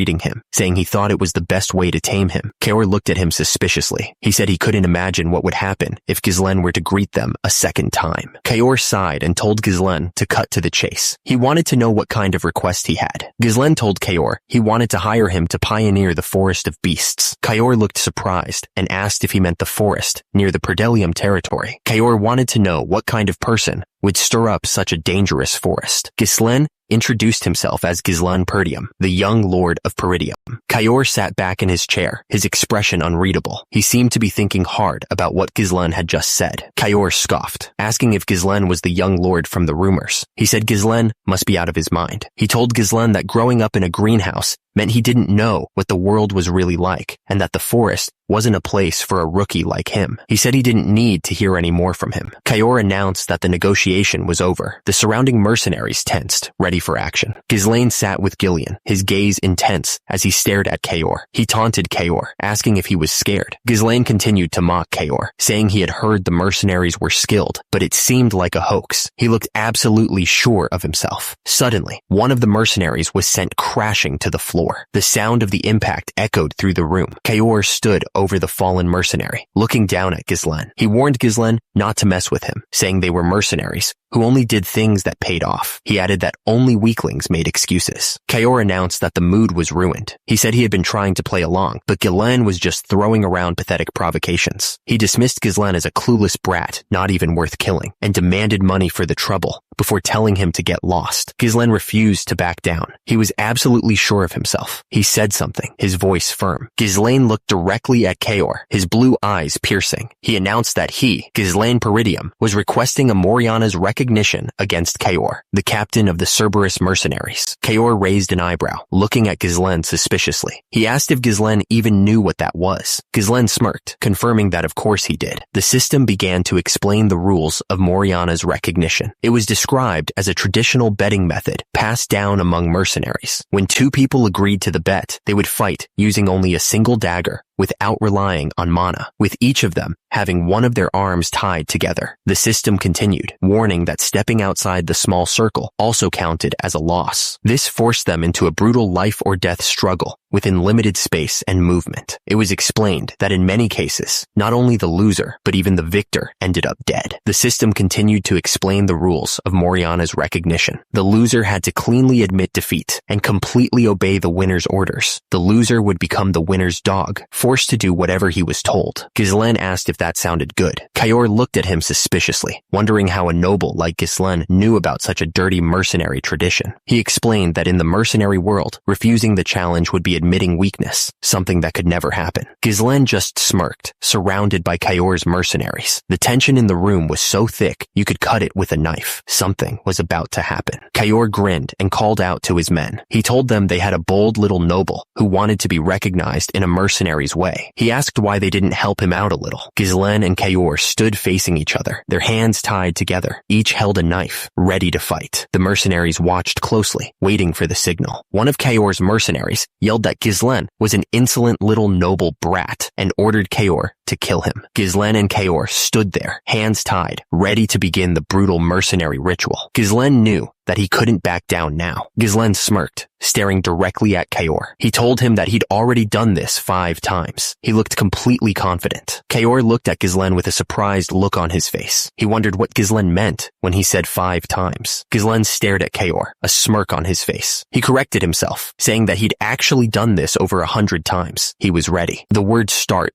flashed between them, and the duel began. Gislen stared intently at Kayor, his blue eyes focused. Gislen and Kayor immediately clashed, their daggers meeting with a sharp clang. They moved with incredible speed, each trying to find an opening. The fight became a blur of steel and sweat as Gislen and Kayor exchanged blows. Each parry and thrust was met with equal force. Gislen dodged a thrust from Kayor's dagger, the blade whistling past his ear. He quickly countered with a strike of his own, aiming for Kayor's exposed side. Kayor managed to block Gislen's attack at the last second, the impact sending a jolt up his arm. He knew that Gislen was stronger than he looked, but he wasn't giving up yet. Gislen and Kayor traded blows, each strike carrying the weight of their pride. Kayor's attacks came hard and fast, pushing Gislen back. Kayor kept up the pressure, his dagger a blur as he aimed for vital points. Gislen struggled to defend, each block sending pain through his arms. Gislen crashed to the ground, the impact jarring his senses. He looked up at Kayor, who stood over him, a smirk playing on his lips. Kayor looked down at Gislen and chuckled, telling him that he was actually holding on longer than he expected. He went on, asking how Gislen could claim to have completed Moriana's recognition 100 times, something most people struggled with even once. Kayor Kayor said that if Ghislaine was going to lie, he needed to try harder to make it believable. One of Kayor's allies yelled that the noble brat had somehow lost the momentum. He ordered Kayor to kill Ghislaine, saying that this was what he got for messing with him. Jillian looked furious, his eyes burning with rage. He let out a yell as he and his knights prepared for battle. Jillian stared intensely, his face grim. He knew it was a losing battle. The situation was dire for Ghislaine. The small circle barely allowed room to move, and the rules forbade mana, forcing them to rely on physical strength alone. Meanwhile, Kayor had every chance to take control and dominate the fight. The text went on, saying that if the situation became truly dire, Ghislaine and Kayor exchanged blows, their movements quick and deadly. The intensity of the fight was rising, but Ghislaine looked like he was barely holding on. Kayor attacked, his foot connecting hard with Ghislaine's face. The force of the blow sent shockwaves through Ghislaine's body. He could feel the pain blossoming in his cheek. Kayor watched Ghislaine, a cruel smile spreading across his face. He noticed the damage was stacking up because Ghislaine couldn't use mana for protection. He pointed out that Ghislaine was already looking pale and wondered if he was reaching his limit. Kayor continued his assault, sneering at Ghislaine for trying to resist his strength. He admitted that Ghislaine had insides, more than the other nobles he'd met, but that was all he was willing to give him. Kayor's eyes narrowed, his gaze piercing. He stared directly at Ghislaine, declaring that he could see right through him. Kayor went on, explaining that Ghislaine's strategy was to reflect or dodge the worst blows while enduring the less damaging ones. But because Moriana's recognition forbade the use of mana, the impacts were stacking up. He could see the strain building in Ghislaine's legs, plain as day on his face. Kayor's smile widened, a flash of teeth in the dim light. He wanted to see Ghislaine struggle. Kayor grinned, his eyes glowing with excitement. He declared that Ghislaine's struggle was what made this fun. The daggers flashed as Kayor and Ghislaine clashed. Each strike was met with a block, each parry a desperate attempt to gain an advantage. Kayor's dagger came down hard, but Ghislaine managed to deflect the blow at the last second. The force of the impact still rattled his bones. Ghislaine struggled to keep his footing as Kayor pressed his attack. He felt the sweat dripping down his face as he desperately tried to predict Kayor's next move. The daggers moved faster and faster as Ghislaine and Kayor traded blows. Each strike was aimed with deadly precision, but met with an equally skilled defense. Kayor grinned, a confident smirk spreading across his face. He announced that it was over. Kayor raised his dagger, his eyes filled with cold determination. He was about to end the fight, ready to strike the final blow. Suddenly, Jillian shouted in alarm, his voice filled with desperation. The soldiers around him reacted in shock. Ghislaine reversed the situation in a flash, his dagger piercing Kayor. The blade plunged deep, ending the fight. Kayor stared in disbelief. He couldn't believe Ghislaine had dodged his attack with such a strange stance. How was that even possible? Kayor didn't give Ghislaine a chance to recover. He launched a kick, putting all his strength into the attack. The force of the blow echoed through the air. Kayor winced in pain, blood trickling down his chest, but he wasn't about to give up, his eyes burning with determination. This fight was far from over. The two warriors clashed again, each blow carrying the weight of their pride and skill. Sparks flew as their daggers met, the sound of metal on metal ringing in the air. Neither was willing to yield an inch. The crowd erupted with shouts of encouragement for Kayor. They couldn't believe Ghislaine had managed to wound their captain again. One of the men yelled for Kayor to show him what a real mercenary was made of. Kayor lunged at Ghislaine, dagger aimed to strike. The force of the attack was intense, the air crackling with energy. It was a brutal display of power. Their daggers met with a resounding clash, each warrior determined to overpower the other. The sound of steel against steel echoed in the small space. It was a desperate struggle for dominance. Kayor stared at Ghislaine, his expression a mix of shock and disbelief. He couldn't understand what was happening. Kayor demanded. Gillian watched the fight intently, his eyes narrowed in thought. He was starting to understand what was happening. Gillian murmured. Gillian continued, analyzing Ghislaine's moves. Swinging with power stiffens the muscles and burdens the body with rigidity, he thought. The young lord didn't fight against the opponent's momentum. Instead, he relaxed and redirected it to create his own flow. It was a brilliant strategy to overcome the disadvantage of size. Kayor was in bad shape, covered in cuts and bruises. The other soldiers looked at him, worried. They didn't think he was making anyone laugh in his current state. Kayor acknowledged Ghislaine's impressive resolve. He said that most people would have broken the rules and used mana when cornered. Kayor admitted that he liked Ghislaine's style and that he had won the position of captain through this method. Kayor looked at Ghislaine and admitted that he might be at a slight disadvantage in a head-to-head match, but he had a plan. He grinned, confident confident in his next move. Kayor's face was stern, his eyes focused. He declared that the conditions for victory weren't limited to just overpowering his opponent. He had another trick up his sleeve. Kayor fell backward, his foot stepping outside the circle. That was it. Another rule of Moriana's recognition stated that if even one foot stepped outside the circle, it was an automatic loss. Kayor was sure of himself. No matter how skilled Ghislaine was, if Kayor sent him flying, he would have to touch the ground outside. Kayor was sure he would win. The dagger was held tight in his hand. The metal glinted, ready to strike. The air was thick with anticipation. Kayor and Ghislaine were still locked together, a desperate dance of strength and skill. But then, Kayor started to fall. He was losing his balance. Kayor was still falling, but he was not giving up. He strained against Ghislaine, trying to regain his footing. This was it, the turning point of the battle. Kayor's foot slipped. It was outside the circle. The fight was over. He had lost. Ghislaine had won. Ghislaine pressed his attack with everything he had. The dagger flashed in the light as he aimed for a weak spot, not giving Kayor any room to breathe. The punch landed hard, and Kayor went flying back. He could feel the force of the blow reverberating through his body. Kayor's foot slipped outside the circle. It was over. Ghislaine was breathing heavily, but he managed to say that he had won. Kayor was furious and asked him who the hell he was to have this caliber of skill. He added that he didn't like Ghislaine's attitude and reminded him that he was talking to his master. Ghislaine asked Kayor what he wanted, because the fight was over. He then said that Kayor hadn't gone outside the circle just yet, which made Kayor react in shock. Ghislaine looked ready to throw another punch. He was going to be disciplining his subordinate now, it seemed. Ghislaine stood over Kayor, who was sprawled on the ground. The surrounding crowd of onlookers was silent, watching the brutal end to the match. Kayor was bleeding from his face as he tried to argue. He stammered, saying that the rules stated that if one of the fighters stepped outside the circle, they lost. Ghislaine sneered and asked Kayor